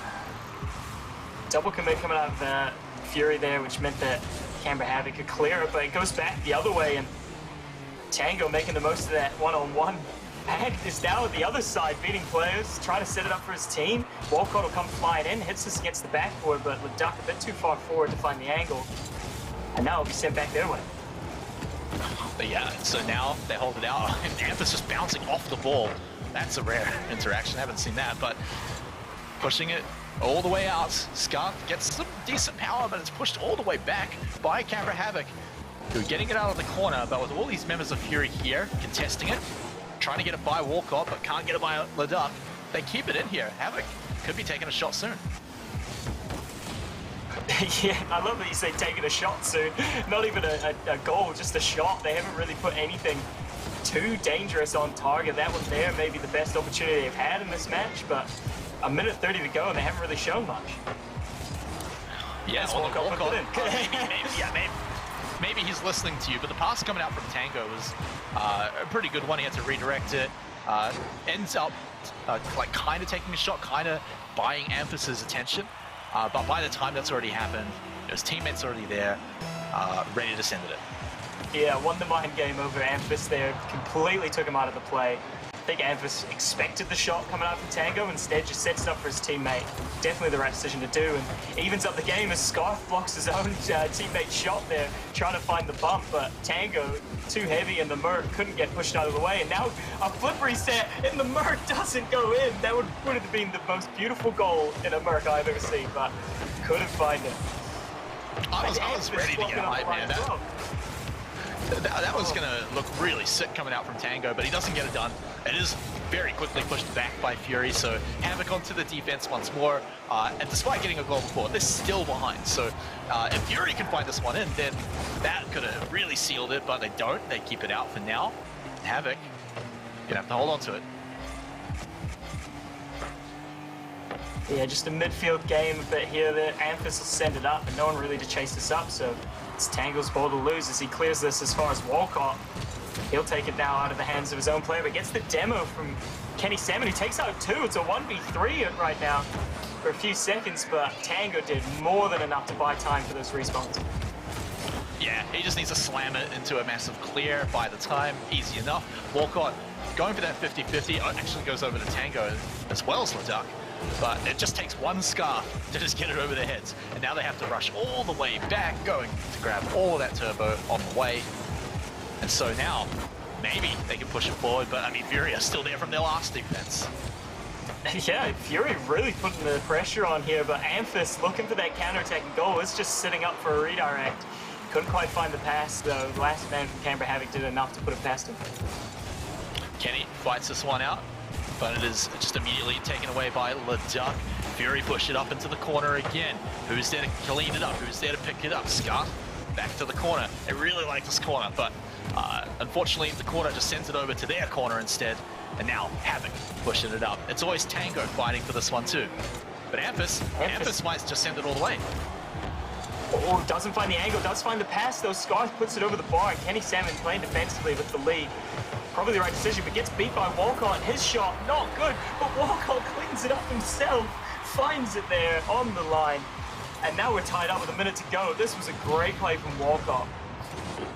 Yeah, but also all on the top of Fury, and you know, Scarf just not sending it in, so you know, they counter-attack it hard, they send it up quick, and a great play coming out from them evens it up. The pressure's all gone now for Havoc, who just need to, you know, keep it up for overtime or find a goal now to skip that entirely and win the series. And we talked about the mentality game a little bit earlier, and you see it here. Oh, Fury's getting a goal back themselves, they're back in the lead. But I was going to say, Canberra Havoc went down 2 in 20 seconds and bounced back to even it up, and now they've got 50 seconds to do it again. Oh man, and it just looks like it was a pass over to Amphis from the other team. And he's like, oh, hell yeah, this is my in back into the game, into the series. And so he picks that one up, and that little lead, or the little tie that Havoc managed to struggle to get, it's all gone now. They need to get one back. Yeah, Amphis really just sitting in that pocket of space that Canberra Havoc leave open when they send a man like Walcott really far back. It buys a lot of time for just that counter-attack, a lot of space, sorry, not time. And Amphis is really flourishing in that space. Space and time, same thing. Something I've learned over the years. So you did not make a mistake, don't worry. Havoc don't want to make a mistake now, and it's about as easy as it gets for Walcott. 20 seconds left on the clock, and they find the equalizer. Could we see a late winner, or are we going to overtime in game number 4? Tango as well. I gotta say, Tango's stepping up. He's trying to do some crazy things to get some shots in, I've gotta say, but when he just sits back like that and passes to his team, they get great shots like that. Now, we're probably going to overtime. Now, we really get to test not just Canberra Havoc, but Fury as well in a high tense situation. 10 seconds to go. If they can find that one in, it doesn't matter. It doesn't go in. 3 seconds. One more shot. Can they find anything? Oh, no. Amphis there had the opportunity, but backflipped instead of getting the double jump, and means that we go into overtime in game number 4. It could be Canberra Havoc taking it at 3-1, or it could be Fury taking us to game 5. Oh, very quickly team play, but it's shut down by Kenny Salmon. Tango won't get that one in. Amphis actually just muscling it by 2 defenders, but not the third one, and so it stays in his half. Havoc will have to go back for the defense now as Kenny Salmon. Actually, Kenny get it past Walcott even. Everyone's waiting to see, even the players. LeDuc just goes in and doesn't want to wait any longer, takes it out, and now it's in front of the net, but Kenny Salmon is there too. He just takes a shot, but Havoc are there. Skyfall will try and clean this up in the midfield, but Walcott makes it just ahead of LeDuc there. Pass wasn't good, and Amphis now with the control takes it. Can he flick it? He does get the flick, puts it past 2, and Amphis takes us to game number 5, a 4-3 win over Canberra Havoc. And you can see this, like, there is a split second where Amphis just decides how he's going to take that shot, how he gets it past those players, and he did it. He managed to get it in. He got it through in overtime. Fury stay alive. The reverse sweep is possible. The dream is happening if you're Fury. For Canberra Havoc, though, now, I mean, we talked about all the mental fortitude issues that Fury might be having. Now we flip that over to Canberra Havoc. It's a little less because they're not competing as hard for their playoff spot, even if it is possible. I mean, maybe they are, but the pressure has to be quite a lot less than what we saw coming out of Fury. But regardless, it's still game 5. Still competing for some of those player accolades, though. I mean, you can't really get the save of the season if you're letting goals in instead of keeping them out. So really need to see them step up. And I think a win here will do well to just take them up a few places, maybe get a bit of extra cash as well. As those, the higher you get up, the more cash you're going to get. So I'd like to see them maybe take it out here. As you say, it is a mental game now because they were 2 games up, and now we're going to game 5, and Fury could easily take this. Yeah, and so it really is down to the wire, right? I mean, so many of the games have been decided in overtime. They've been very, the games that weren't were very close. So this series is really coming out as a banger. It's interesting that it's like 4th place versus last place, and it's actually still managing to be close. But Canberra Havoc have always been a team that can upset kind of out of nowhere. And, you know, kind of looking at our clock, right? Like we're due. We're due for a Canberra Havoc upset because they haven't got one all season. Yeah, they haven't. That's right. And Tango playing very well means that they're in a good position to do so. As you see a little kickoff go their way and all the pressure already mounting for Canberra Havoc. Yeah, they managed to hold it off for now as Fury just go in, catch the ball, keep it out. It's still over on their side, but eventually now we could be taking a shot here. Amphis, he wants to take the perfect shot, you can tell, and not overcommit. So eventually, I mean, maybe that's the perfect shot, and it is. It is. Amphis, you bad man. That is such beautiful mechanics in the air here, just to get over this so quickly, get around it, tap that down on two as well, dunks it down on them in the top right corner there. What I was going to say though is all four of the previous games were decided with one goal, so if you could pull something like that out, that could be the decider. Oh man, and it's just a way to style on your opponents as well. So Amphis kicking things off very hot already. They're going to have to defend this one out, but everyone's here. Amphis is here. They keep it out. Havoc still trying to take these shots and just launching their opponents up in the air as well. Tango, he's going to struggle to find that one. It's got to be LeDuc to take this one, but Fury have already pushed it out. Walcott buying a lot of time, keeping it in Fury's half here. Can't let them transition into a counter-attack, but we see Amphis' foot reset does make it to Scarth, and Scarth opting for the demo instead of the pass. Gets beaten by Tango, but still the ball's just sneaking in this corner and staying there. Oh, a demo onto Walcott. He does get his ball basically dribbled to where he wanted it to though, so not too bad.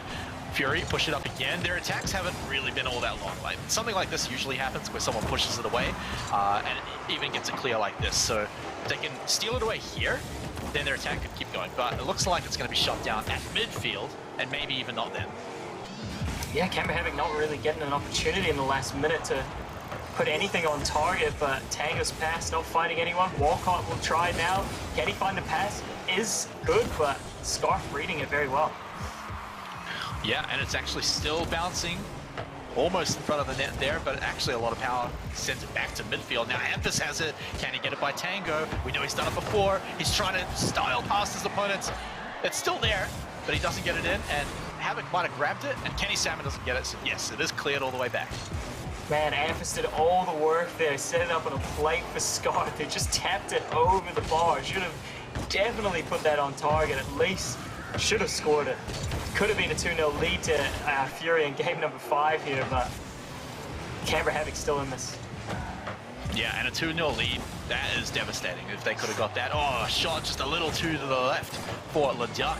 Gonna be pretty upset about that one, and now back over to the Fury net. Sorry, to the Havoc net. We saw a defender already flying by. This might be their moment, but it's taking a bit of time. Tango keeps it out, and it's going to be on Scar. Now, is he going to steal it away? Is he going to defend? It looks like he's going to defend, but it's actually just a little too far back. Kenny Salmon almost gets pushed into the goal. Look at this. Tango reads where the players are, then decides what to do, flicks it up to Walcott, puts it past Kenny there. Great team play, but that's all from Tango there. He's playing exceptionally well in the series. Yeah, Tango, oh man, like really happy to be well about him. Oh man, Amphis, oh, okay, Amphis wasn't panicking, but we might have been, as it almost went in. That would have been a tilt for sure, but they hold it out. They still have 2 minutes. It's still even up for now. Kenny Salmon, oh, he sees his moment. He goes for the shot, and he keeps the lead now for Fury, 2-1. Oh man, this feels bad. LeDuc getting the save, but almost puts it in himself. Instead, he manages to hit the crossbar and just sets it up for Kenny Salmon, who puts it in. Fury take the lead again. Now we're back into the lead.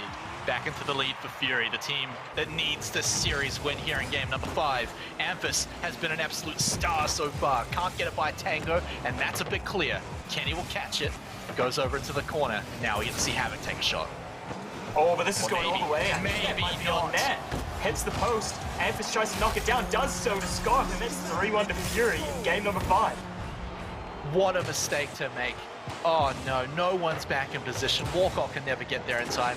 And I mean, Amphis even has time to make a little mistake like that. I mean, it was tough to make for sure, but the time was there for the rest of his team to come and clean it up, bump it in, and get the 3rd goal for the game. I wouldn't even call it a mistake by Amphis. I think he realized that the shot was a bit risky there and decided to just pass it down, knowing his players are following him up. Maybe the communication good on their end, so I would say a great play from Amphis just to trust his teammates. Oh yeah, no, Amphis did the right thing. Mistake is probably a bad word for it. Not getting it in the net is probably what I was going for, but going in the net is what Walcott just did, or at least the ball that he shot. yeah, Tango just finding these passes from nowhere. Those two linking up time and time again. Walcott usually the one scoring it, Tango usually the one passing it. LeDuc may be the one that's not on the same page. You've seen a lot of his shots go wide or hit the post and the crossbar, so really need him to switch on, and then we could see them clinch it back, but a good bump there after the kickoff will mean that Fury just takes that 2-goal lead right back. Oh my god. I mean, Havoc, they somehow find a way to claw their way back. They're 1 goal down. And then just as soon as it's into kickoff, Fury find another one back. Keep that 2-goal lead. 1 minute to go. It's looking dire now for Canberra. Havoc, Fury have stayed alive for so long. Havoc were back on match point a few games ago, and Walcott doesn't find the shot in. And now, actually, it might even be a counterattack. Although into the corner means that they have got time. It's Amphis going for the shot. Oh no, it's saved by Walcott. He keeps it out for now. It desperately needs to keep it out. Thought that they found it there, but a good little save from Walcott to keep it up. What I was going to say was that kickoff goal was because LeDuc missed it right after I was telling him to really stand up to help his team here. He makes a crucial mistake. It might have cost his team the match. Yeah, 30 seconds to go. Fury, so close. They just got to go and do business. Business by business. I don't know what the saying I was trying to use there, but just try to get it out of the way. Just 20 seconds to go. Nothing new. Just keep it all the way over on Havoc's side. And with that clear, that should buy all the time that they need. 10 seconds to go. It's Havoc's chance now. And it's still in possession of Fury. They're holding onto the ball. They have to go and grab it now, but Scott is going to deny them that. If you can take a shot here with the final seconds to go, I mean, he doesn't get the style points. LeDuc, even if he can find it in here, Fury are going to win the series. Man, Fury with the reverse sweep. I said it would be good for their mentalities going into playoffs as well. If that's clinched their spot, we'll have to see. But great win nonetheless. Even to just bounce back is a great feat, and to take it up. Man, props to Fury. Wow. So, I mean, back in game 2, or the start of game 3, I guess, when Havoc were on match point, we were talking about how, like, oh man, every time we call Fury the favorite, they start losing. And then we were saying, okay, it's not looking good for them in this game. Maybe they can reverse sweep. But suddenly they come out and stop being not the favorites in the middle of a series. So Fury, wow, well done. Importantly, though, the hard facts are they get to remain in the top 4 for now. They actually even move up a point now with Cringe Society dropping a game. So even further up, seeding's looking better. So regardless of how that series went, the results are fantastic for Fury. Yeah, definitely could have clinched their playoff spot. And I got to say, it's down to that man, Amphis. Always steps up when his team need to. In those wins that they got, he was the key man. So for me, MVP's got to go to him. Yeah, I mean, me too, easily. Amphis stepped up a lot during that series. If I could give it to the losing team, Tango would definitely be an honorable mention. But Amphis, though, stepping up throughout the entire series, getting these shots. That one goal in, what was it, game 4? Just incredible. It might have been the start of game 1, actually. But yeah, a lot of great goals where he just pulled it out of nowhere. But yeah, honorable mention definitely to Tango, probably the player that's improved the most over the season. He's starting to look like a player that should be in that Canberra Havoc team, where maybe at the start of the season it kind of just felt like a last-minute pickup. But yeah, props to him. Didn't quite clinch the win here, and sadly that means they're going to be in last place still if Overt take it over Team Esper next. Yeah, well, just like you mentioned, Overt versus Esper is coming up next. That's going to be after this break. So we've got 2 more games. The next one's coming up after a few minutes.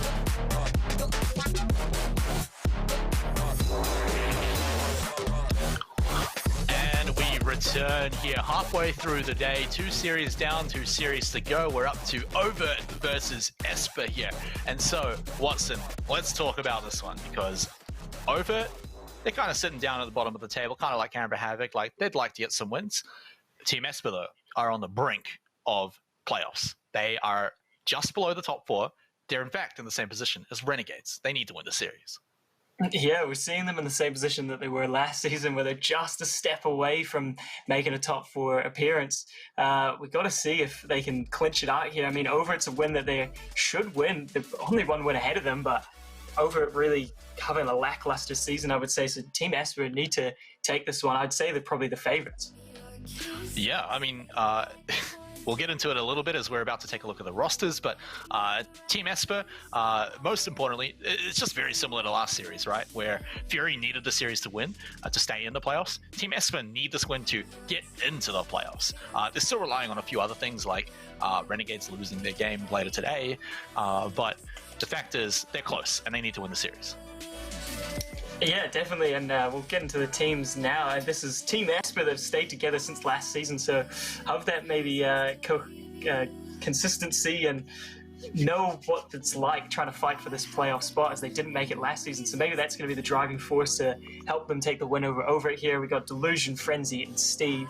Steve has really been stepping up in past weeks for me.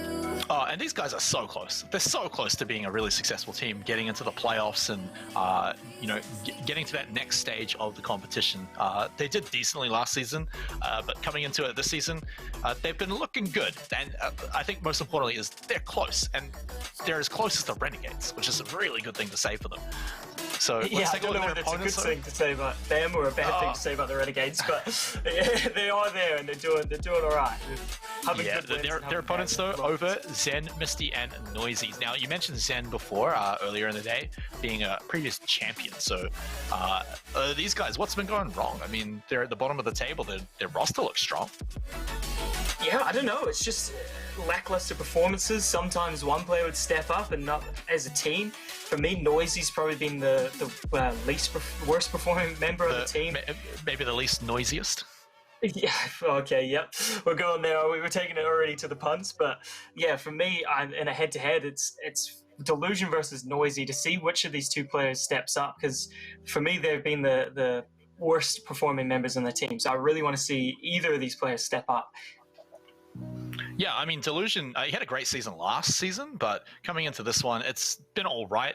They've been taking a lot of shots. I think that's something fair to say about Team Esper, is that they take the shots, but they don't necessarily get them all in. I mean, just even taking a look at the numbers, right? A lot more shots taken by Delusion, but he doesn't get quite as, all of them in. It's still more than what Noisy's converting, but overall, it's not the highest number. Yeah, both quite close on the stats there. Yeah, I think they're both sitting lowest for score average per game, so not really stepping up to the level that the other players in the team have, because for Overt, for me, it's been Misty and Zen really stepping up, and then Team Esper, it's been Steve and Frenzy, so these are the players that really need to step up to the same level as their teammates for the team to do well. And this is the game for Team Esper to really show that, because Delusion really has it in him. I know he does, whereas we've seen Delusion do it. Yeah, last season when he was playing in the Batmobile was just one of my favorite players to watch, because he could just pull these mechanics out of nowhere. But this season, maybe it's the car swap to the Paladin. He's the only one really using that, but it's just not working out for him, I feel like, and he's not really showing up too much. Yeah, and then on the flip side as well, in that matchup, Noisy, he's just been, I mean, I hate to use it again, but he's quiet. He's hasn't really shown anything off. He hasn't made crazy mistakes or anything. He hasn't. No one's been asking the question, why is this guy in the league? But people are asking, what is he going to do? Is he going to do anything special this game? Is he going to have a pop-off moment, or is he just going to be a solid cog in the machine? I mean, is that enough? Is that enough to just be a solid cog in the machine? Yeah, I don't know. He's kind of like that kid in class that just didn't really say anything, and you forget that you were even at school with him. But I want to see him make a bit more noise. I can't believe we're still making puns here, but I think he does have it in him. I've seen moments maybe where I've been like, okay, yeah, I can see why he's on this roster. I mean, during the play-ins, he was the team's captain almost, because they were called Noisy Ain't Toxic. So they named the team after him. I want to see that, Noisy. Yeah, maybe we get to see it here in the final weeks of league play, but Team Esper, I was saying it before the series, but they need to win this one if they want to get to playoffs. So it's a long road ahead of them, and it starts here. Yeah, but Team Esper really keeping the pressure on after that kickoff. A nice little bump by Steve, but a good read by Misty to save that one going anywhere near his net. Yeah, it took a little bit of work. I was going to say to eventually get it cleared out. Oh, no! Oh, no! Delusion. I mean, he just Delusion along the floor. Like, yeah, just in the right position. You saw him kind of land perfectly. Frenzy with the bump is really what made it open up there. Didn't see that in the first run through, but Delusion in the right place just to snack that home. That's a team goal if I've ever seen one, Smite. Yeah, everyone working for that one. So Team Esper already showing why they're contenders to get into the playoff spot. So it's going to be all now over to try and contest that, try and show that they're a team that can fight for it, and maybe even make their own dream run. Well, I mean, Overt definitely have it in them. The only game that they've won was against Cringe Society that they 3-0'd. So against a playoff team, and that the team that everyone calls the superstar team with their roster. So they do have the talent and the potential to do well. They just haven't shown it on league play. Yeah, unfortunately for them, consistency is definitely key, and consistently getting another one in. Just through the air there, Misty finds that one in. Yeah, Zen with the pass. There was Noisy's pressure on that 50 that really bought the time for Zen to find the pass. So again, a team goal going the other way. It's looking like it's going to be a team game for once. Yeah, well, I mean, like, beautiful little plays from both sides. Over particular on that last play, those are the kind of shots that I want to see coming out from them, where they just quick pass to someone and then take a shot very quickly, mind you. This is key, because otherwise the defenders just get into position very quickly. Now over in front of Overt's net, but they get a really good clear. So they buy themselves tons of time, tons of space, and maybe even a shot at the net. But Zen, but it's into Frenzy's face, and keeps it out. Yeah, Zen trying to force that one in, didn't quite find it. I thought he did at one point, but now we'll see if Team Esper can get it out of the half. But with a good little midfield tackle there from Zen, passing it down to Misty, and then the miss coming out from Team Esper, shot on, but not good enough to beat the keepers there. Yeah, and no disruption on the defense either. They were Esper were pretty much able to do whatever they wanted. Oh, look at that. Zen, that was very close, but he's going to say calculated, and he meant to do that and knew it wasn't going in. Oh yeah, no, big brain plays there.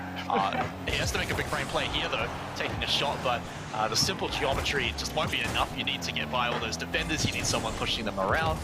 They didn't have it this time.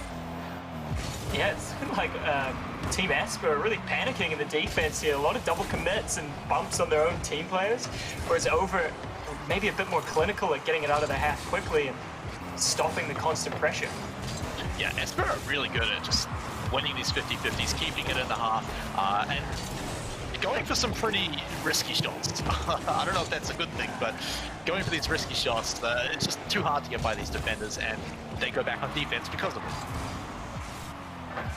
Yeah, no one really convincingly taken over this game yet. It's been moments from both teams, but nice little pass down there from Misty to Zen.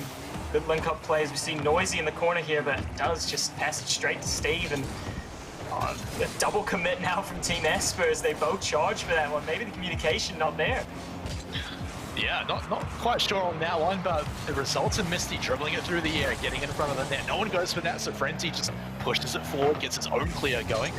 If Zen can win this one, then it'd be all good for him, but with that, Misty is sent all the way back over to the side of the field. This is where it gets tough for Overt on the defense, getting it past that midfield and holding on to it. They might have done it now, though.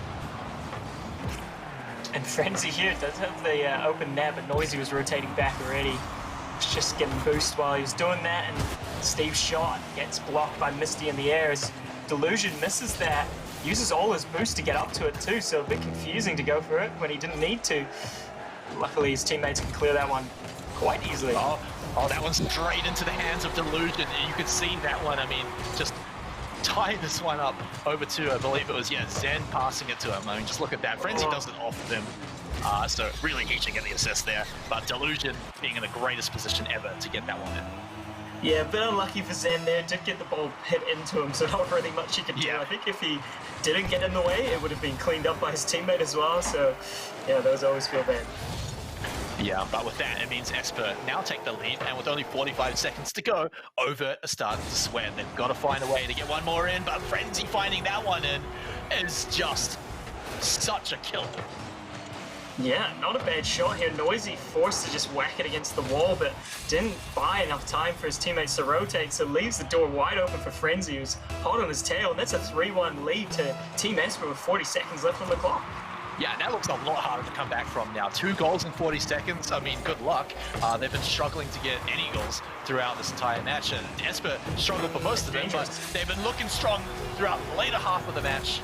And with that 4th goal from Steve, shows why.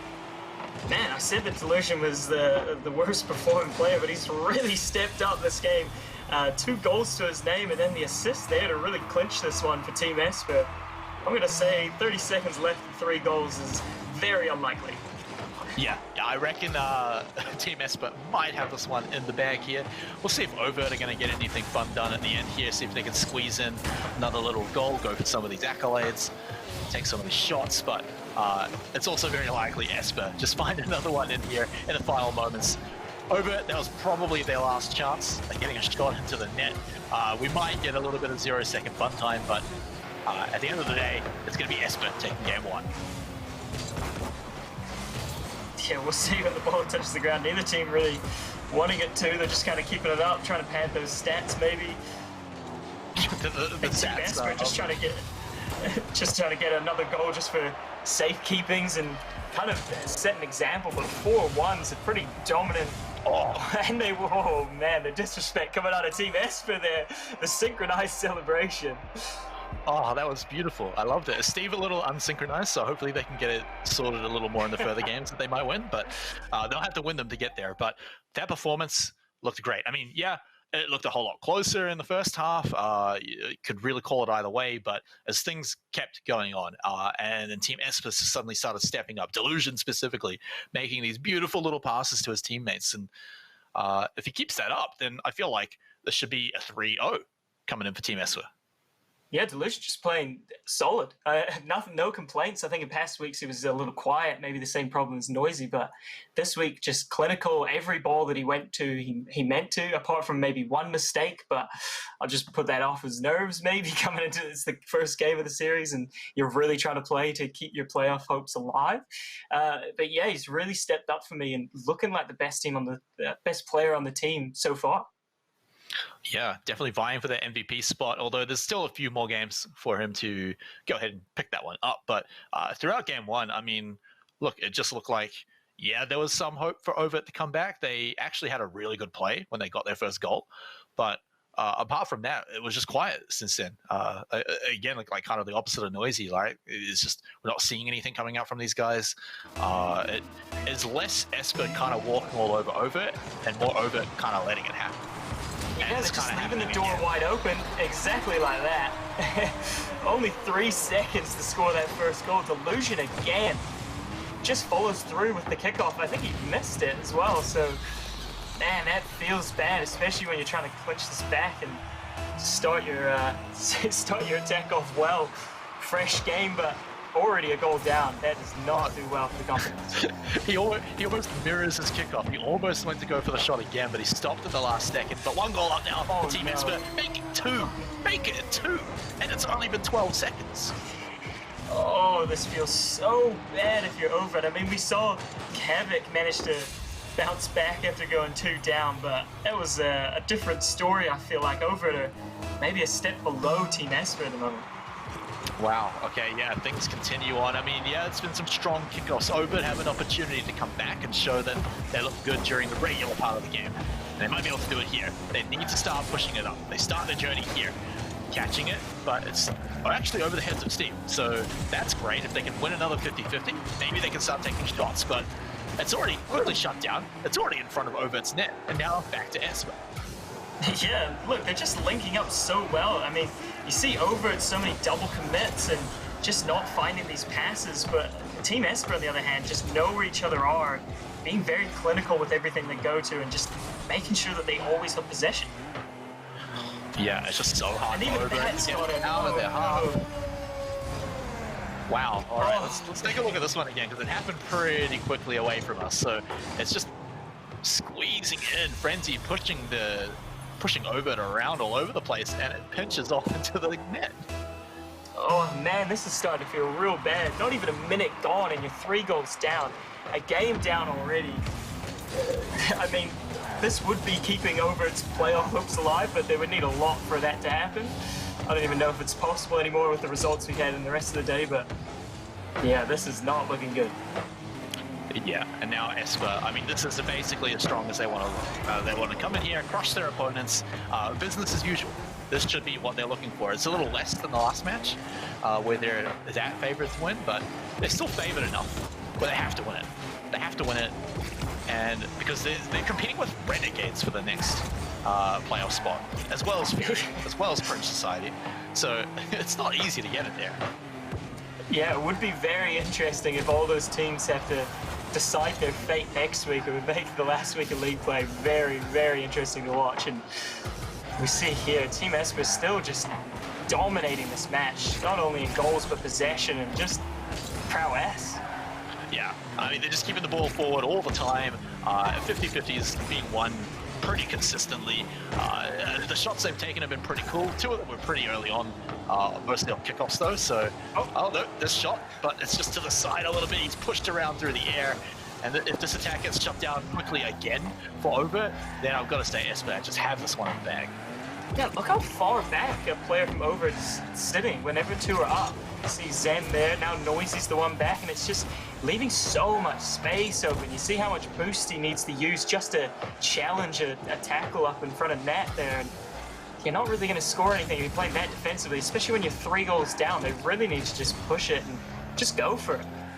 Yeah, Zen's starting to push up and get a little more aggressive, so he's ready to send it for sure. But yeah, they have to do exactly that because they're 3 goals down, 2 minutes to go.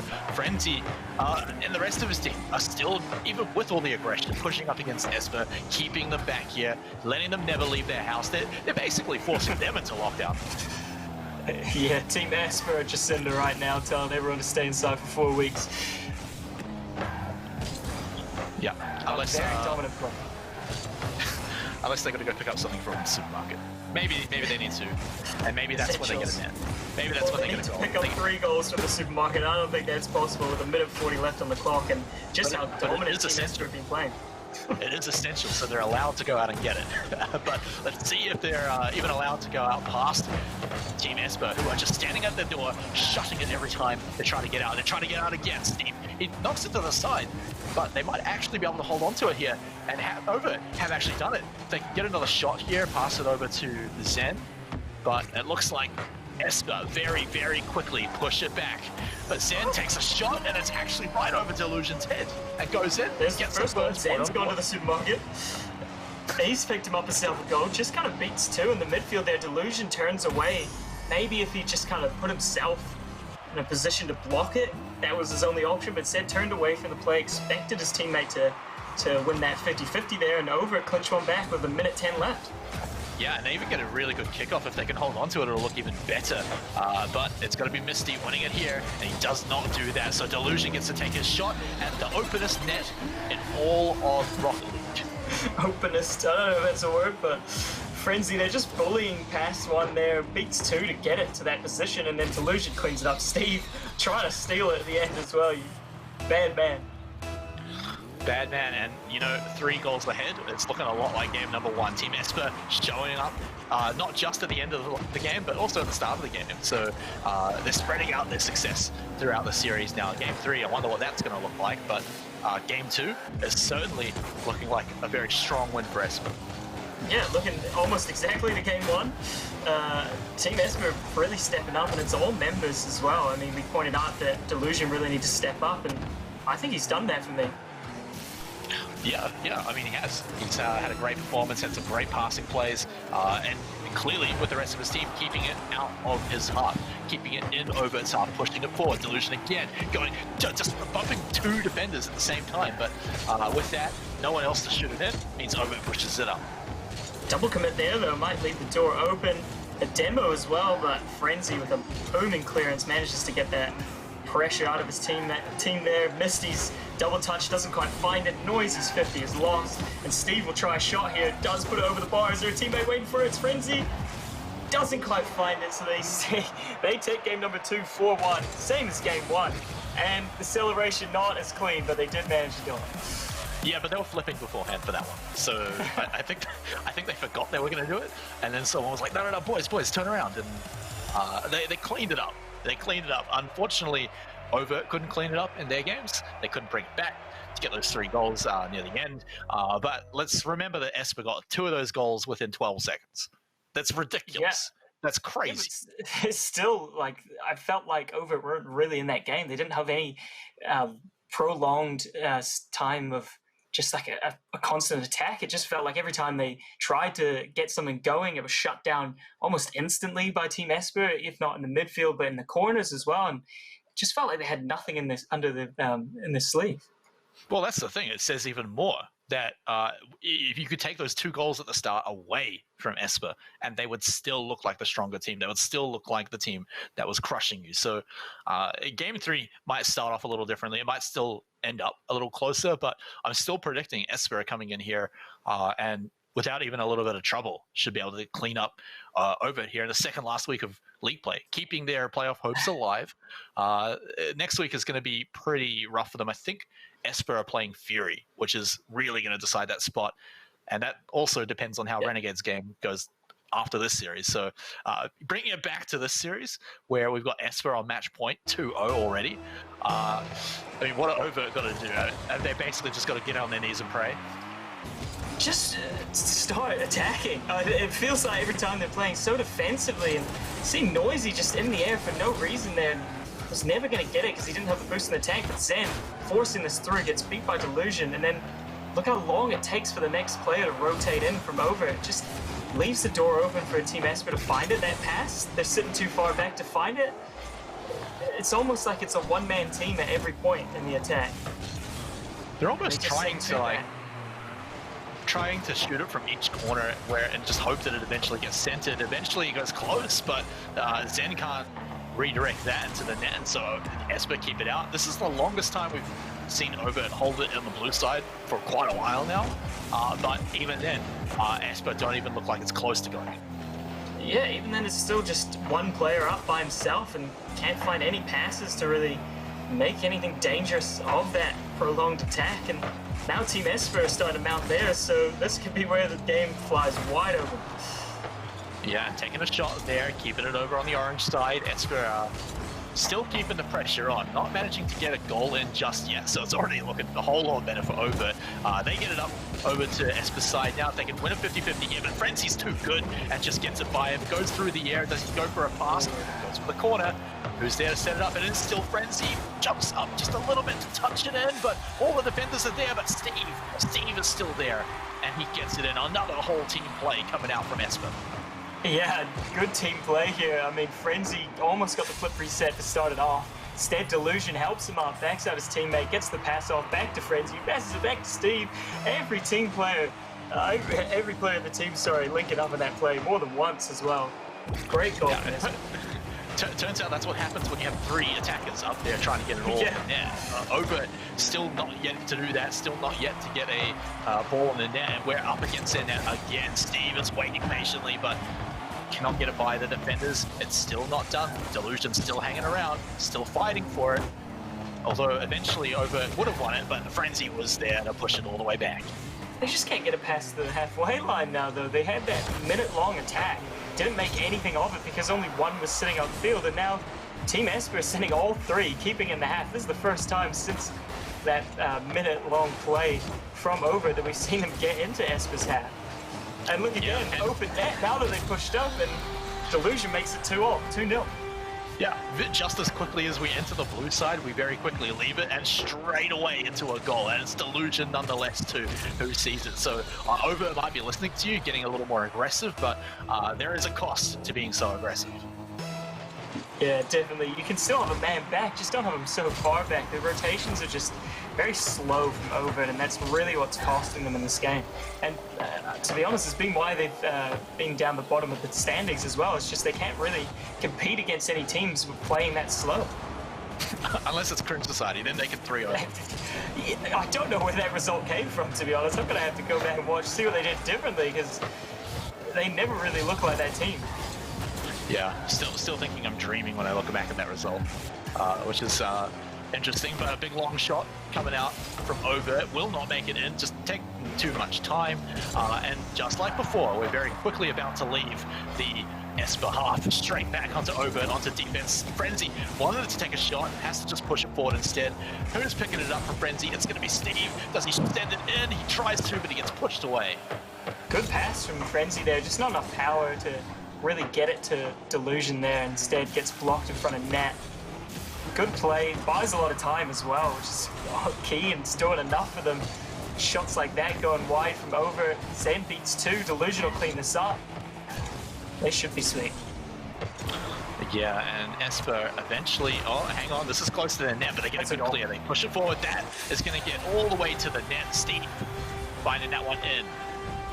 2 players wide there from Over, and that little pass there, not good enough. So it just leaves the back door wide open for Steve to do it. I'm liking Over playing aggressive and playing more offensively, but you've got to be clean, you've got to be clinical when you're up there. The passes need to be picture perfect or else it leaves the door open like that. What a weird pass. Almost caught Delusion off guard as well, but it does. Oh, actually, that shot, but Delusion keeps it out very quickly. Oh man, and Overt's hopes and dreams in their final minute here, and perhaps their final game of the day, just not looking good. They still can't find a goal. Double commit there for Team Esper, but still manages to find the passes for Delusion, who couldn't quite find the double touch. Steve will keep this in the corner, keep it in Overt's half. 48 seconds, left on the clock, and Overt is still to score 1 goal, and they need 3. Yeah, I mean, we're back to where we were in several games of today, where there's just almost an impossible amount of pressure on a team. 30 seconds to go for Overt to get 3 goals? Don't think it's going to happen. They haven't got a goal all game. I'd expect Team Esper to get a goal in these 30 seconds, more than Overt to pick up one here. And it looks like we may even have started to see that, although Esper back onto the defense. Can they find one more goal here? But Frenzy, oh no, he was going to catch that one. Oh no, it's going to roll in. They do find one.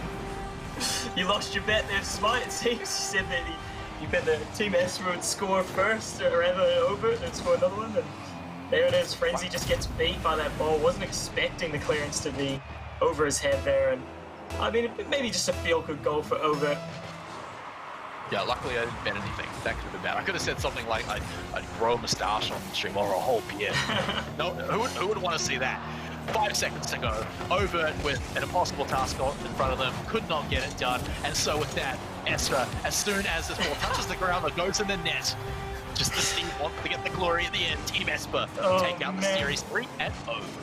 Yeah, 4-1 in every game as well. Just clinical copy-paste every match. And there it is. Team Esper taking it 3-0. Quick and clean over Overt. And the celebration's back, but not the cleanest one. Oh, the jumping for joy this time. Yeah, I think they started off wanting to do it and then changed it up. Let's talk Delusion, Watson, because I mean, you gave him a bit of heat before the series, but I gotta say, he lived up to it. He worked through it. He had a fantastic series. His team definitely there supporting him up, but I'd say easy contender for MVP. Yeah, and that's what I said. Last season, he was a player that really stepped up for me and was a standout player in the Rats, what they used to be called. And this season, he hasn't really showed up, but this is the player that I was missing. I liked seeing him on the ball, but this season, hadn't really seen that. He's finally stepped up when it counts. Going into playoffs, Delusion MVP. And he gave us a little taste of everything. He gave us good defense. He gave us good strikes. He gave us great passing plays. I mean, Delusion was everywhere. So it's fantastic to see a player like him able to do it all. And so with that, Team Esper 3-0, they move up the leaderboard. They are still not quite in playoffs yet. They still have to crack that top 4.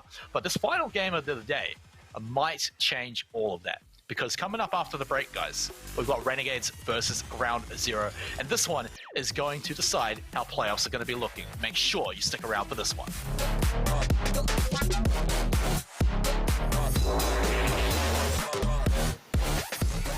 And it has all come down to the final match of the day here in Week 6 of the LPL Pro Rocket League Oceanic Championship. My name is Smite. I've still got Watson here with me here today.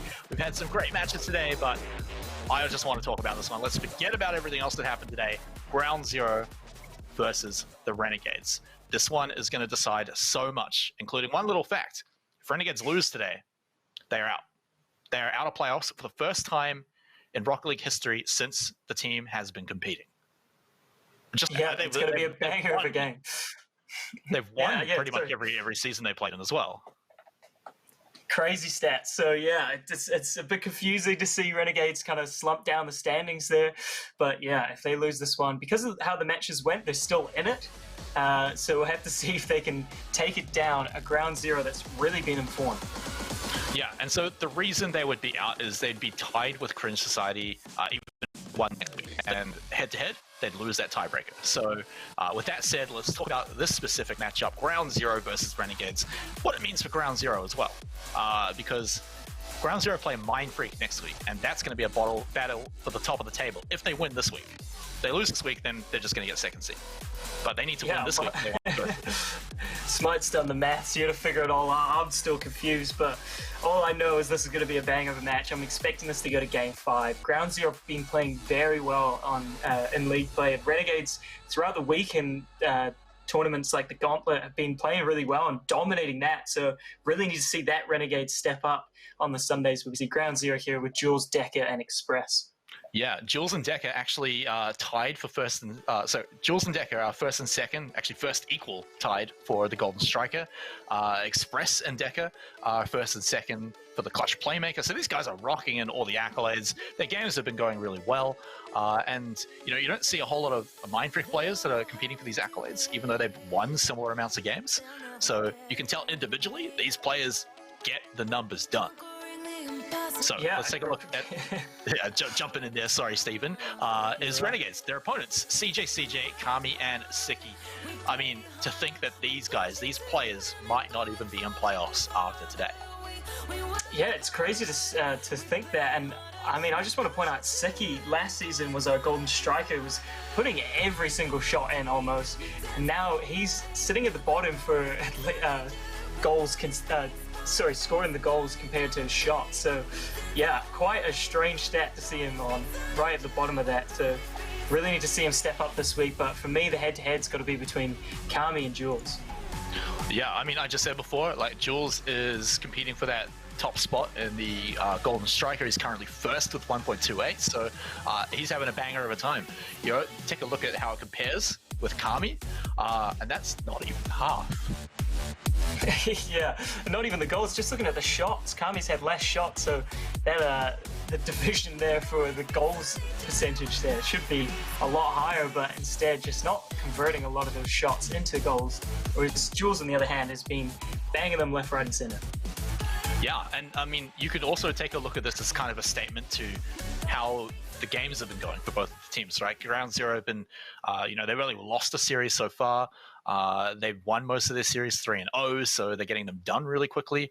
And so they're looking really strong throughout it. When you look at Renegades and Kami's stats, and the numbers kind of reflect the opposite, is that while he might get some work done in individual matches, but it's clearly not winning the series and clearly not working out too well for them.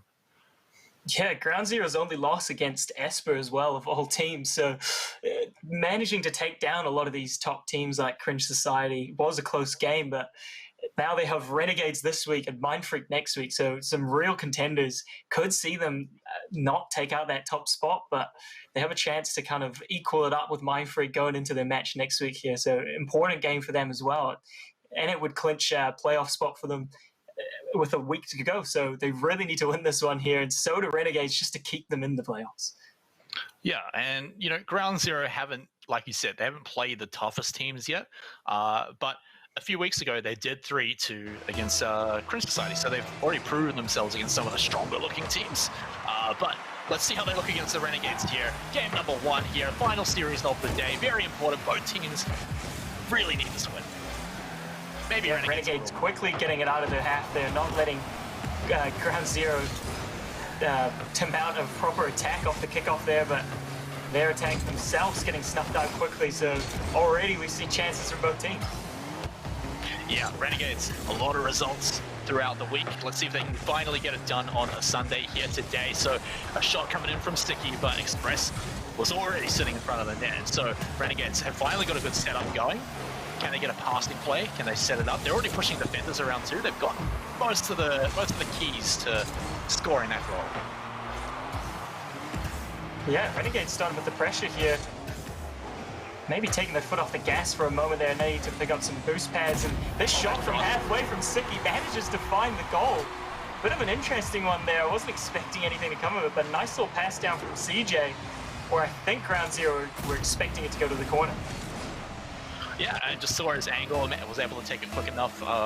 And Sicky showing what a golden striker looks like within the first minute of the game. So first goal up here for Renegades, a great way to kick things off. We're back over to their half. Jules, the golden striker of this season so far, getting close to sending that one in. Yeah, but CJ picks this off his player in the midfield here, but gets completely beaten in 50-50. This pitches all the way back to his net. Sticky will collect it and boom it back, but nothing really making any of the teams sweat right now. Maybe this one here is a bit dangerous for Sicky to save, but does well. This shot hits the bar. Jules not there to collect as Kami beats him to it. The pass in from Jules now to Decker is read by Sicky, but the pressure's still on. Ground Zero mounting a serious attack here. Yeah, I want to see if they can keep it going though, because it looks like Renegades have shut it down, got it past the midfield, and if they can hold it, then that one's going to be all but done and dusted. However, Ground Zero get a good clear. Can they continue to strike it in? Two people were there, but Decker is the one to hit it. Doesn't go in though, saved out by Kami. Yeah, what a save by Kami as well. I think he looped around the net to get there. Man, keeping his team in it there, that was such a good save with all three of the Ground Zero players just waiting for the rebound. He managed to find the only place to put it to stop a rebounding goal. Yeah, and oh man, we're back here, the Ground Zero. Kami's going to have to maybe keep one out again, but see, it's CJ. CJ is just allowed to take it across the field on his head, gets it to the net, but it's back over pretty quickly to the hands of Ground Zero. Should clear it pretty far with that. Yeah, this midfield battle going Renegade's way, so it's sent all the way back to Ground Zero's corner. And Express not doing anything with it there. Dangerously gets beaten by Sicky, but rotating out means that Renegades lose up on that pressure they were building. Yeah, now it's looking like Ground Zero can't get it out of their half. They can't get an attack going. Renegades have been shutting it down pretty quickly, but Decker manages to completely change all of that, although very, very quickly without any teammates. He does lose the ball, and so now we're back to midfield. Sicky's going to push it forward and maybe even take a shot. CJ actually redirects that shot and gets it in to get a second one on the board for Renegades. Yeah, Renegades playing really well already, and CJ just goes for that back boost, stays up the field, waits for the pass from Sicky, and just places it in the top of the net. Great play from Renegades just to read where Ground Zero were and put it past them. Yeah, and that's the sort of team play that you need as the Renegades to get these goals against Ground Zero. It's working, and Ground Zero aren't able to get their own goals against the Renegades right now. It's just too tough. They're just taking kind of shot here, shot there, and not actually going for these passing plays just yet. Or if they are, the Renegades are making it impossible. But it's redirect, a triple redirect, and Decker gets it. How did he get that? Was it a triple touch? So here's the first one. Smacks against the wall, second, third, almost a fourth maybe, but I'm just going to call it a triple touch for Decker there to put it in the net. Forces it in. I think it bounced between him and the wall a few times on the last bounce, so I think we'll just call that one the third touch. And so with that, goal for Ground Zero is fantastic, so now the game is back within their hands, especially if they can start redirecting a few of these shots. Remember, their attacks have been shut down pretty quickly so far by Renegades, so the real question, the real test for Ground Zero is how long they can hold it in this blue half. Yeah, Sicky missing the redirect there though. Could have put a shot on and got a lot of pressure for his teammates to follow up and starve out Ground Zero in their own half like they want to do. Instead, just means that the pressure's going his way. Yeah, and now it's all back onto Ground Zero. Luckily, they are in control of the game so far, although CJ quickly changed that by stealing it away, and Kami going to continue to do so as well. They miss out on a good clear, but gets it by CJ, so it ends up working out in the end. But Ground Zero, they've basically got to push it forward now to have a real hope of getting a good goal, but that one from Sicky is intercepted, and he pushes it in to just shut down any hopes from Ground Zero. Yeah, Decker here tried to catch it, but an awkward little bounce on the wall meant that he just knocked it down for CJ to beat him in the 50-50 and pass it down onto his teammates. So a bit of an awkward one for Decker. Probably should have just pumped it up and bought a bit of time for his teammates to rotate. Okay, and now Ground Zero onto a strong attack again, but with only 40 seconds to go. They have to get this one in now. It's a bit too high. The follow-up isn't there either, and now with that, Renegades are happy to push it away, push it forward, just keep it away from their net. The Express nowhere near beating Sicky to that ball. Decker will try and catch it again, but Kami's in the corner, knocks it down. CJ's up for this. That could be the fourth goal, and it is 4-1 to Renegades with 20 seconds gone. That's Renegades taking game 1. Yeah, and it's another one that kind of slips away in the second half, or maybe even just the final minutes of the game. Ground Zero just struggling to get anything done. Apart from that one beautiful little goal by Decker, apart from that, nothing has happened over on the blue side for Renegades. They've just shut every attack down. Man, time and time again, we see Ground Zero getting caught in the corner with the ball, just taking their time. Renegades just pressuring it so well, usually winning that 50-50 there, and it just puts the ball in front of net almost every time, and that's how they picked up 2 of their goals, so really bought them the lead here. Yeah, and now suddenly we're looking at what Renegades looks like when it's not Sunday. They're suddenly looking strong and beating a strong team. Keeping it up in the air just for a bit of funsies, maybe even sending it into the net. Oh, and actually that's going. Jules, Golden Striker, keeping it up. Yeah, just padded the stats a little bit there at the end, but might do well for their confidence going into the next game, knowing that they can score a few goals against Renegades. They just really need to tighten up those back corners and get it out of their half quickly, because Renegades are just pressuring that and just winning every 50-50 in that area. Yeah, and it seems like it's just a matter of time. By the time Renegades get it over to Ground Zero's half, they're eventually going to find a play that lets them get it in. These passing plays that they've been doing have been great. You also see, compared to other teams as well, is when they go for these passing plays, they still have their third man going for bumps. And so it's when they know they can do it too, when they know that they won't be punished. Renegades just seem like they've got plenty of freedom in this match, and they're giving Ground Zero none. Yeah, and they're playing so many different styles. They're not just starving it in the Ground Zero's half. A lot of the time they're counter-attacking, looking for bump plays, passing plays, and Ground Zero really don't know what Renegades are going to pull out next. So they're just kind of worrying and panicking in their own half, and instead of just clearing it and trying to catch it up and maybe put Renegades on the back foot, they're taking their time, they're trying to think, and they're just getting caught on the ball. Yeah, so moving forward, going into game number 2, Ground Zero, I mean, this is a pretty tough ask, but it just comes down to they've got to win these 50-50s, or at least get their passes off when they're in their opponent's half, when they're in the Renegades half. Because right now, they get maybe 1 or 2 done before it just gets taken out of their hands, boomed away, back to their half, and suddenly they're on the defense again. And you know what slips through sometimes? Is these goals when you're on the defense. So these guys... just, I mean, again, like, I know it's a big ask, but they have to tighten that up. So it's as simple as just saying, oh, just win more 50-50s in the opponents. Yeah, it really is. Just be a bit stronger, but we'll have to see if they can do it here. It is what they need, and it is possible, but against a team like Renegades, it's hard. Yeah, so here's the test, right? Ground Zero get it forward, but very quickly, yeah, it's off a kickoff, but very quickly, Ground Zero have managed to get it up.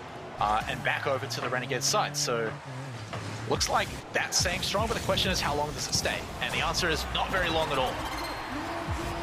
Yeah, CJ finding the goal, first goal after 24 seconds here. Sicky just beats 2 in the wall there. Leaves an open net. It's almost a double commit from Ground Zero because they both didn't need to be there. Yeah, and so Renegades, I mean, if there's ever an example of all the freedom they have, it was kind of there, where they just sort of got to go past all their opponents, do whatever they want, because they took it back so quickly. And so, oh no, Jules, can he keep it out? He does. Jules does keep it out for now, but it's still dangerous. It's still bouncing in front of the net. They need it clear, and they've got it. How did that not go in? Oh my, Jules managing to keep it out somehow. I actually have no idea, but Renegade's still on the attack here. The pressure's still on. It feels like he physically got out of his car and like pushed it along with his hands. That's how precise it must have been. But in front of Renegade's net, and Decker sees his moment. It's all set up for him beautifully. I don't even know how this one happened. Express beats CJ here. Kami just whiffs it off the backboard there, and Sicky thought Kami was going to get it, was already looking to chase it, but that whiff had to turn around and just leaves an open net there for Decker to put it in. Yeah, so a really quick take there by Ground Zero. It still doesn't really show how long they can keep it in Renegade's side, but it's still a good thing. A goal is a goal. It still gets a point on the board and keeps them alive. Now we're here again. Renegade's on the defense. How long does Ground Zero keep it here? It's feeling like longer than it was in game 1, which is a good sign, but it's still not very long at all. Jules getting angry with a bit of a demolition in midfield there. Wins the ball as well. Buys a lot of time. Can he find the pass? He goes back to Express. His shot blocked 2 up in net for that one. And Siki catching it off the wall as well after a save, so find a lot of pressure for Renegades, but a demo there on CJ will kind of give a bit of space as the pass to Siki's good, hits the back ball, hits it again. Oh my lord, Siki, that pass was amazing. CJ reaps the reward. Yeah, just look at it. It's all starting from CJ as well, who passes it to Siki too, who's immediately back off the corner. And even then, it's still not an easy shot for CJ to make. He still makes it and gets his team in the lead. A beautiful little play all around from Renegades. Yeah, and that's it. Renegades can just switch it on when they want. They're always dangerous in an attack, so you can't let them stay in your half for too long, or else these attacks just come out of nowhere. Yeah, and again, Ground Zero's attack is fended off pretty easily. Siki goes down on the defense though, and so with that, they get to push it all the way back, and now Ground Zero once again in front of Renegade's net, but oh man, they're just always there. It's like 3 members of Renegades are always in front of that net. CJ wins that as well against Jules. He probably should have got the clearance earlier. Sends it back across. No one really from Renegades helping him out here. Kami will go to the corner, wins it again in the corner. Gotta tighten it up there, Ground Zero. Yeah, and Siki still getting a pretty good clear over to the goal. No one really there, although Kami is, and he even fights for it, he even almost wins it. CJ, oh man, he's been sitting in midfield forever, waiting for his moment to just go in and take a shot. It was almost there, he could almost take it, but with that, now they have to fight for it. They're going to take it away from Ground Zero, who are going to take their shots. Man, Ground Zero, just clear the ball. You're just sitting on it in your own half for so long. You're losing these 50-50s in front of your own net. If you're not going to be confident enough to win it, then at least just pump it up the field and chase it. Just send it all the way down, but they aren't able to do that. They get a decent clear here. Jules is going to try and hold on to it, but with Kami right there in the middle of the air in his way, cannot do it. It's bouncing in front of their net, but Express will just catch it, move it over to the corner, but this is where it gets set up by Kami. He can take it, but Siki, who's he passing it to? No one just yet. CJ will win this. Jules grabs it. CJ will win this one. Kami will take this away from Deca, and the pressure's still on. They're just not winning anything in their own half. Yeah, we've been in Ground Zero's half for almost a full minute now. Finally, they get it out. Deca just clears it even a little bit further too, but very quickly, no one has it for Ground Zero, so almost immediately Renegades take it straight back and start even taking shots. CJ goes up, almost took a shot there, didn't have the angle though, so they still just keep it in their half. Finally, Ground Zero mounting attack here. Jules needs to win this, but CJ does well, puts it up in the air. Siki can shoot this. Does have to beat Deca though, and Deca was on his toes, ready for that. Yeah, back to the Ground Zero half again. CJ goes over to the other corner. We're looking for someone at midfield, someone to pass it to. Nope, they don't find anyone, and Deca goes all the way through the air, but members of Renegades, like they always are, in that net. And with 45 seconds to go, they need to send this one in, and Express finds it with the pass. Yeah, just a prolonged play there, doing the opposite of what, doing the same thing that Renegades was doing, just in the opposite half there, and it reaps the reward. Jules wins the 50-50. Express grabs that goal almost out of nowhere against the force of play. That's the type of play that you want to see out of Ground Zero. Good, quick, snappy, clean pass play to shoot it in. Easy. Like, you don't need a lot of time in your opponent's half to be able to do that a lot of the time. So hopefully we can see more of that out of Ground Zero. 30 seconds to go, and both teams completely evened up right now, although in a very familiar place in front of Ground Zero's net, so they're going to be worried right now. Renegades just need to find one more in to secure it. 20 seconds remain. Siki takes a shot, it's off the backboard. He does get the bounce at the end. I thought he whipped it. I honestly thought he whipped it, but manages to pinch it off the ground afterwards. Got the luck of the crossbar there. Oh my.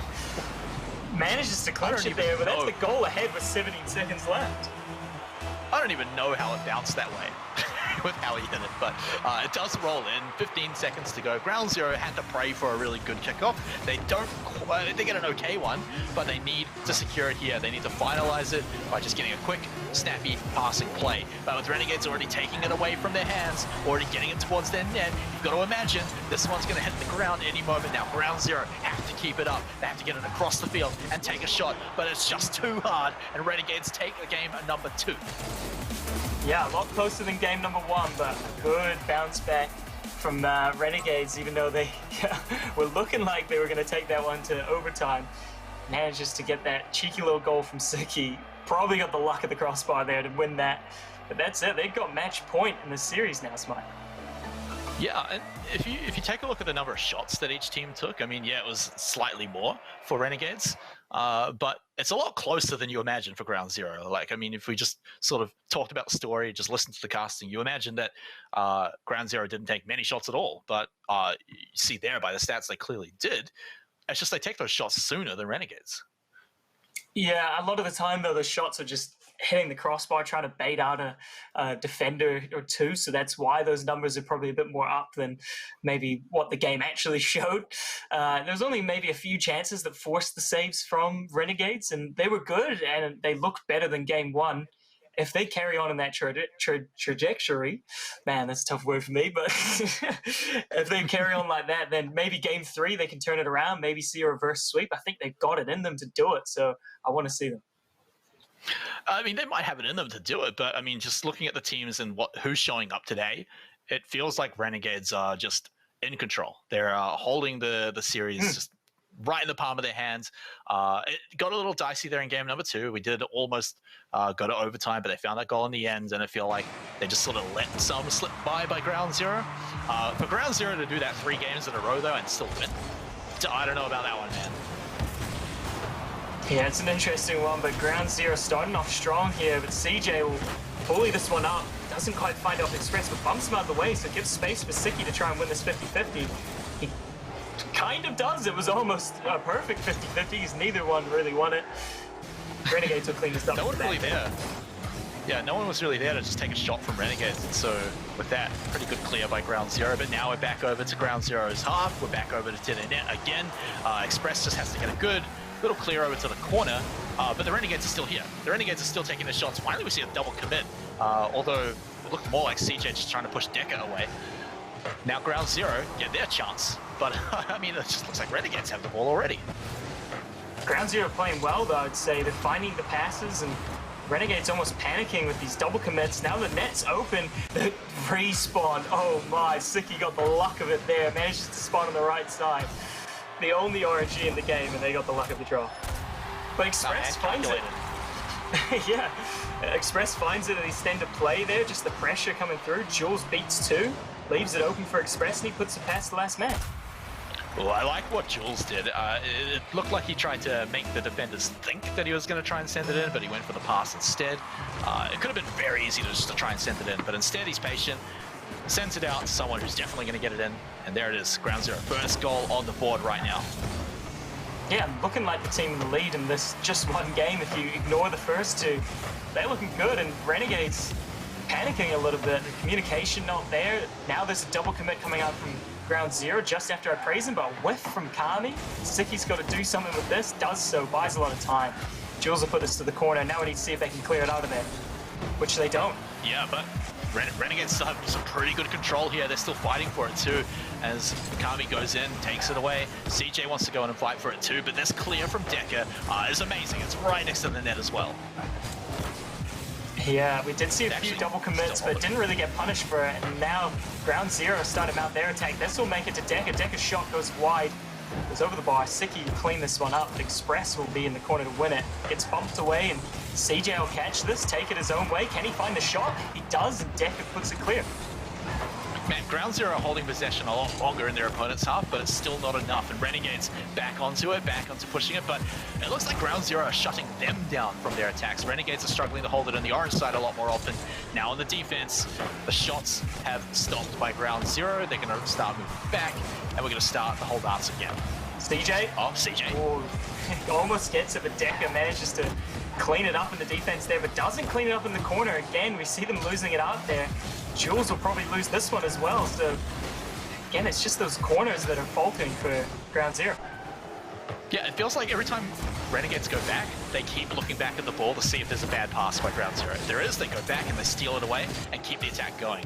Finally, though, it looks like Ground Zero have taken it away out of their half, and it should be an easy shot right underneath the defender, and that's the second goal by Jules for Ground Zero there. Oh, he just kind of fakes this one out as well, goes under him instead of flicks, and Kami just flies on by. Oh, you hate to see that, but you love to see it if you're a Ground Zero fan, because that's them taking a 2-goal lead over Renegades in game number 3, trying to claw themselves back in the series.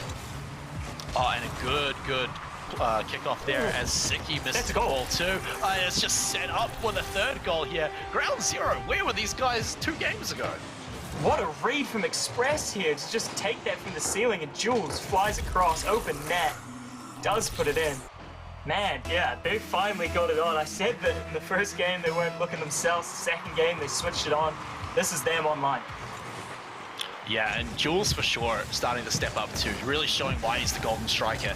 Now back over to the Renegades side. Ground Zero looked a whole lot better at holding it, but Renegades have been fighting for it too. But Ground Zero hold it at halfway. Decker fights for it in the air, and they manage to keep it here, taking another shot. Decker again wants to go for that redirect. Express trying to find that pass, but I think Renegades have done it if they can get this 50-50, and they almost do. Yeah, gets sent to the other side of the field now. Decker will try and clear it. Express in front of net tries to clear it as well, but Kami winning these 50-50s. A lot of the time when the ball is in Ground Zero's half, they do lose the 50-50s. That's why Renegades plays look so much closer. The shot does go in the end. Kami follows it up after hitting the crossbar. Yeah, and those defenders, got put into too awkward in a position there, just trying to backflip all around the place. Obviously, Kami putting it in the corner made it great from the start, and then he just goes in to clean it up a little bit at the end. Still 2 goals down, though, for Renegades, so Ground Zero very much still in control of this. Jules left there after the kickoff, probably could have snatched it from Siki, but instead, pressure's now going to be on them, and they just need to buy time for a minute. This shot's good, Jules will beat it, but it's in front of the net. Decker's got to clear this. Only gets it as far as Express, who does beat Siki, so buys a lot of time. Jules will take this. Yeah, in front of the net, but plenty of time to go in there and get in position to clear it. Now back over to Ground Zero. Renegades need to start scoring now because they don't have a lot of time left. It's going to be Siki through the air, but not enough power to that shot into the hands of Ground Zero. They need to fight for it here in Ground Zero's half. Do what they've been doing in the last 2 games and get these 2 goals. Siki takes a shot. It's just a little to the left. CJ just a little to the defender, and now with that, it will roll right on in to the Renegades net. Ground Zero securing this game. Man, Decker with that save just backflips into it, and then Jules at the other end manages to put it in. Express, good guy, doesn't take the goal. Man, Jules is getting those goals up there to try and clinch that player accolade for himself. Yeah, I think he's got like, 3 of the 4 goals in this match? I don't know, we'll have to see afterwards, but here we go. Renegades, again, they have to score the goals and they have to score them now. That's a good start, but 15 seconds what is happening? Goals. Yeah, just a kickoff goal going that way there. Jules caught on the post, above the goal there on the crossbar, and just got in 2 minds of where he should be. Didn't pick the right one of either, and now it's 4-2 to Renegades. I do think this game's going to go Ground Zero's way. We're going to see game 4, but stranger things are happening. Yeah, well, let's let the clock do its job and run out as we might see another Ground Zero goal here in the final seconds. But that's good. It shows that Ground Zero are ready to come in, fight back, and not just fight back and win the game closely, but really dominate the game. Yeah, they really bounced back in this one, and what a dominating performance. Maybe call it a 4-1 rather than a 4-2 with that last kickoff goal kind of it's just luckily going in. And I mean, even in the past games, we saw Siki getting the luck of the post, so kind of taking the benefits of those, but dominant performances from both teams in this series. I just want to see which one steps up in game number 4. Man, Jules though. I said he got like 3 of the shots, 3 of the goals in that. He did. He also only took 3 shots, so his accuracy is going to go up a hell of a lot after this one. So really going for that golden striker, which is funny considering his team is kind of losing the match at the moment. But if you just take that last game, again, we kind of flip it. We go back to Ground Zero looking like the stronger team, and I think they solved their issues. They solved the problems that we saw in game 1 and 2, is that they had no control whenever they got it over to Renegade's side. Looks like they do now. Yeah, I think the main thing is they cleaned it up at the back. We saw them just decisively get it out of their corners, and I don't know whether that was them just doing it right or if it was Renegades not really pressuring anymore. We kind of didn't see a lot of that full-man press that they like to put on teams there. It'd be interesting to see if they carry that on, if they try and pull that back into game number 4, because it was working in the first 2 games. Yeah, I mean, also if we go back to game number 2, right, the 2 early goals from kickoff, like 2 goals within 12 seconds, right, like that didn't happen in this game, and it looked not just a whole lot closer. It looked like Ground Zero stepped up and then just completely overtook Renegades. So you take away the 2-goal lead and then the teams look close again. Suddenly Ground Zero look a little bit stronger. So now that they've solved their problems, Renegades, what do they need to do to come in here to just take the one more game that they need? Just play like how they did in the first 2 games, I feel like. Just pressure. Oh, well, I mean, that's super easy to say. Even in that last game, we did see Ground Zero have a few whiffs and double commits here and there, and just pressuring those mistakes is going to buy you a lot of time on the ball and stop them from scoring in your half if you're in their half. So just want to see them shut them down early, because I feel like that's the best we've seen Renegades play, is when they're just in Ground Zero's half and keeping it there. So more of that, and I think they could just take the series out in 3-1, but Ground Zero, if they carry on the way they're playing, we're going to see Game 5. Oh, I mean, we did see a reverse sweep earlier today. We were even calling it to not happen, but it did happen in the end. So this would be a great series to go all the way to Game 5, I've got to say, because it means so much. It means, do the Renegades stay in the playoffs? Do we have a battle for first seed next week between Ground Zero and Mindfreak? It all rides on this series, right? And we get one of those results either way. Regardless, we're going to have something really cool out of this series. Yeah, it's a very interesting series indeed, and I want to see if Renegades can take it out here, because I think if they do, if it does go to game number 5, then we could see that Ground Zero take it out just with the way they've been playing. But Renegades starting off strong, 9 seconds in, Sicky gets a goal down on Jules.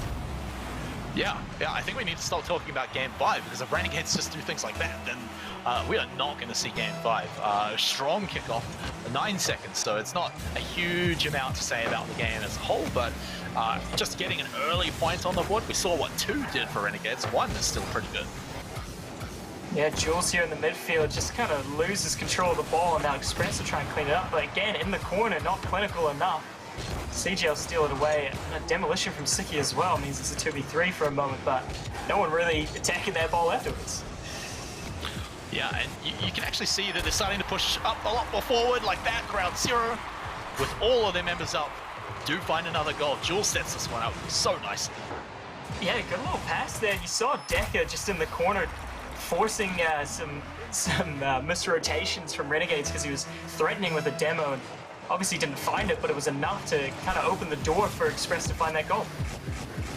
Yeah, and it was a tricky shot to make as well, so he needed everything he could get in front of Ground Zero's net. CJ was trying something special, but doesn't find it, doesn't have anyone else to back him up either, and now we're back over to Renegade's net. It's very close, but with all that time in the air, they have the time to get back to the net.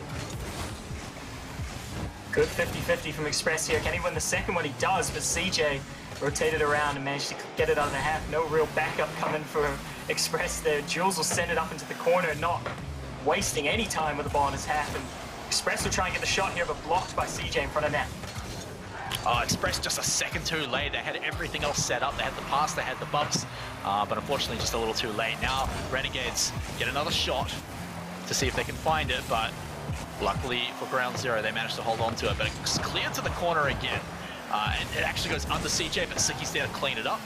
Is there anyone to catch it midfield? Looks like just around the side. It's going to go over to Kami. No one looping around yet for Renegades, so they're not putting too much into this, but Sicky just enough forward to move it up, but doesn't take a shot.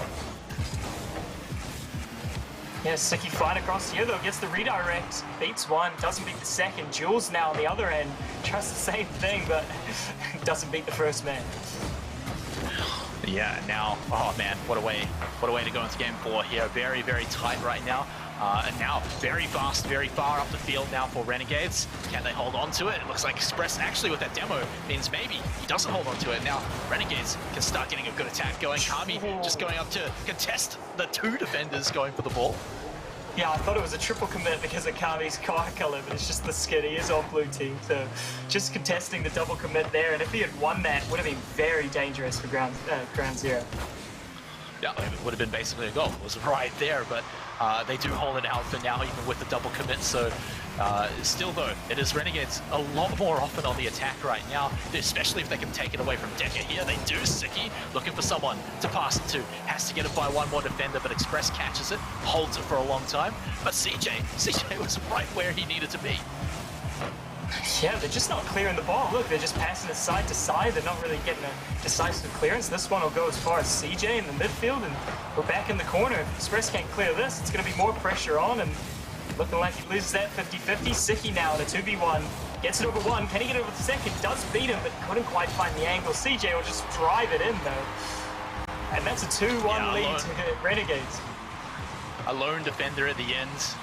Not really much you can do with that. Express tries his best, but was close in the end, but CJ finds it in. I mean, that was a great push by Renegades there, and it all came off the back of them holding it in that side of the field for like a minute and a half at that point.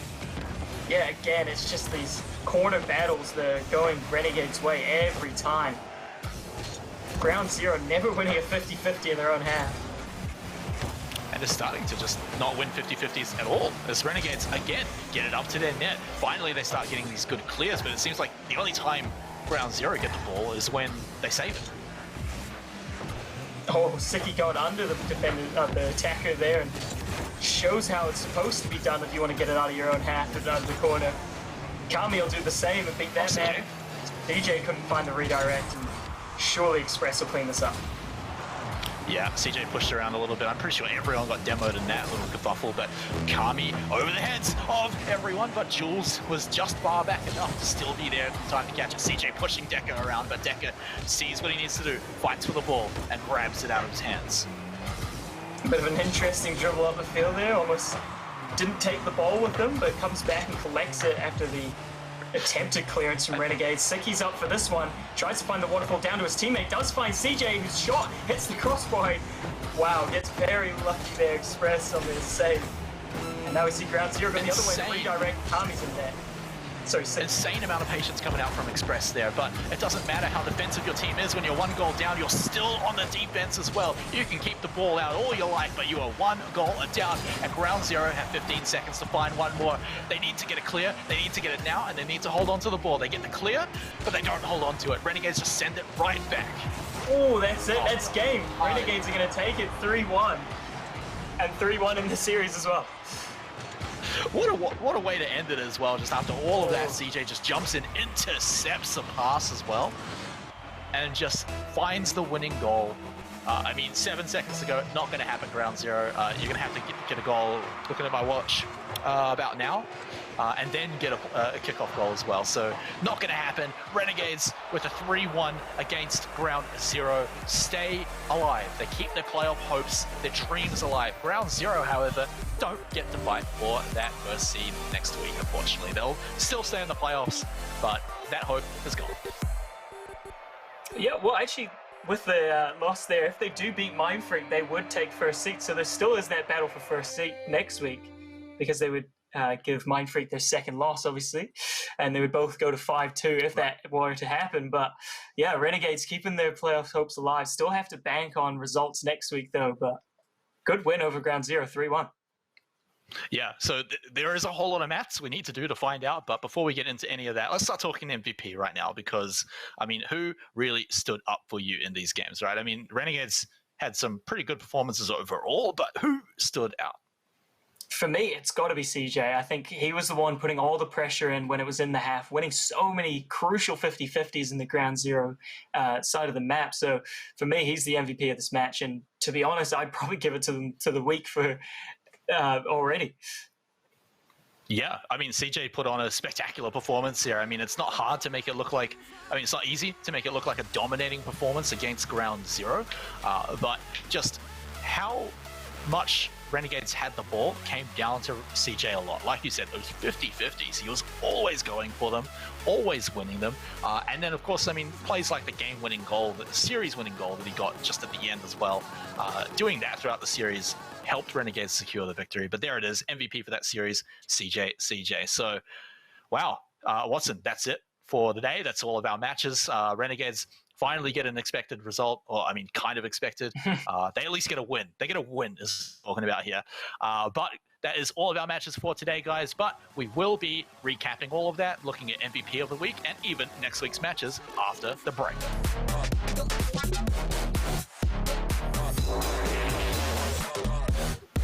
And here here we are once more with the LPL Pro Rocket League Oceanic Championship. We've had a full day of matches already done and dusted. And man, it was also our first remote broadcast, by the way, guys. So shout out to the production crew for getting this done. They've been working hard all week. So it's amazing that we can still have esports, even with the state of the world today. So Rocket League still carries on. Watson, mate, I mean, we had some great matches today. A lot of very anticipated matches we finally got to see happen. Yeah, definitely. And I think Renegades showing a bit of form that they have during the week, finally taking it to the Sundays. And even Mindfreak sitting alone in first seed again. Yeah, some good games today. Some not as close as I thought they were going to be. Some closer than I thought they were going to be. So what a week it's been.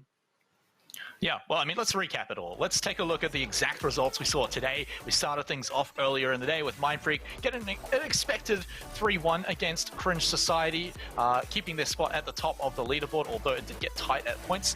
Then we had Fury getting a 3-2 against Canberra Havoc. That one was a reverse sweep and was very fun to watch. Then we had Team Esper getting a quick 3-0 against Team Overt. And then Renegades kept their playoffs hopes alive against Ground Zero in the final match of the day with 3-1. And that all results with the leaderboard that looks like the following. So Watson, let's look at this leaderboard and let's talk about what we see here. Mindfreak at the top. I mean, maybe not so surprising now that we're a bit through the season. Ground Zero and Fury tied there in second place. But the important thing, of course, is that three-way tie for fourth spot. Yeah, and that's going to see who clinches those last spots for playoffs. Mindfreak already clinched their spot, obviously sitting top of the table, and have a match against Ground Zero to see who stays at the top. As if they lose that, then they would be second place, but still going to sit pretty in the top four race. But yeah, I think next week's games are all going to see who gets that last couple of spots there. Yeah, and it's actually looking very dicey for Renegades, because I kind of want to talk about that one, because that's the biggest surprise coming out of that leaderboard. In fact, the whole league so far. We've only got one more week to go. And Renegades have a pretty easy match next week. I believe they're playing something like Overt, just off the top of my head. Yeah, it's Overt, right? So they're expected to win that one. But the teams that they're competing for in the last four spots, they don't have good head-to-head records against. So they can't tie with them. They're actually going to have to beat them. I think the only one they've beaten is Esper. They can tie with Esper, but they have to beat the other two to actually get into the top four. And we'll do the math by the time of next week. It's too hard to figure it out. But speaking of Renegades, for me, the MVP of the week has got to go to CJ and that win. I think he was the one that really led the charge for them. And yeah, clinched the win against top two, at least Ground Zero. Yeah, and CJ's a player that we want to give MVP to every week. You know, he's been around the scene forever. He's a fantastically skilled and popular player. So it's great to see him finally pick one up again. Looking great today, looking really on form. I'm excited to see what he looks like in week 7 and, you know, potentially probably the playoffs as well. So, yeah, bringing it all back, it's just great to see CJ again.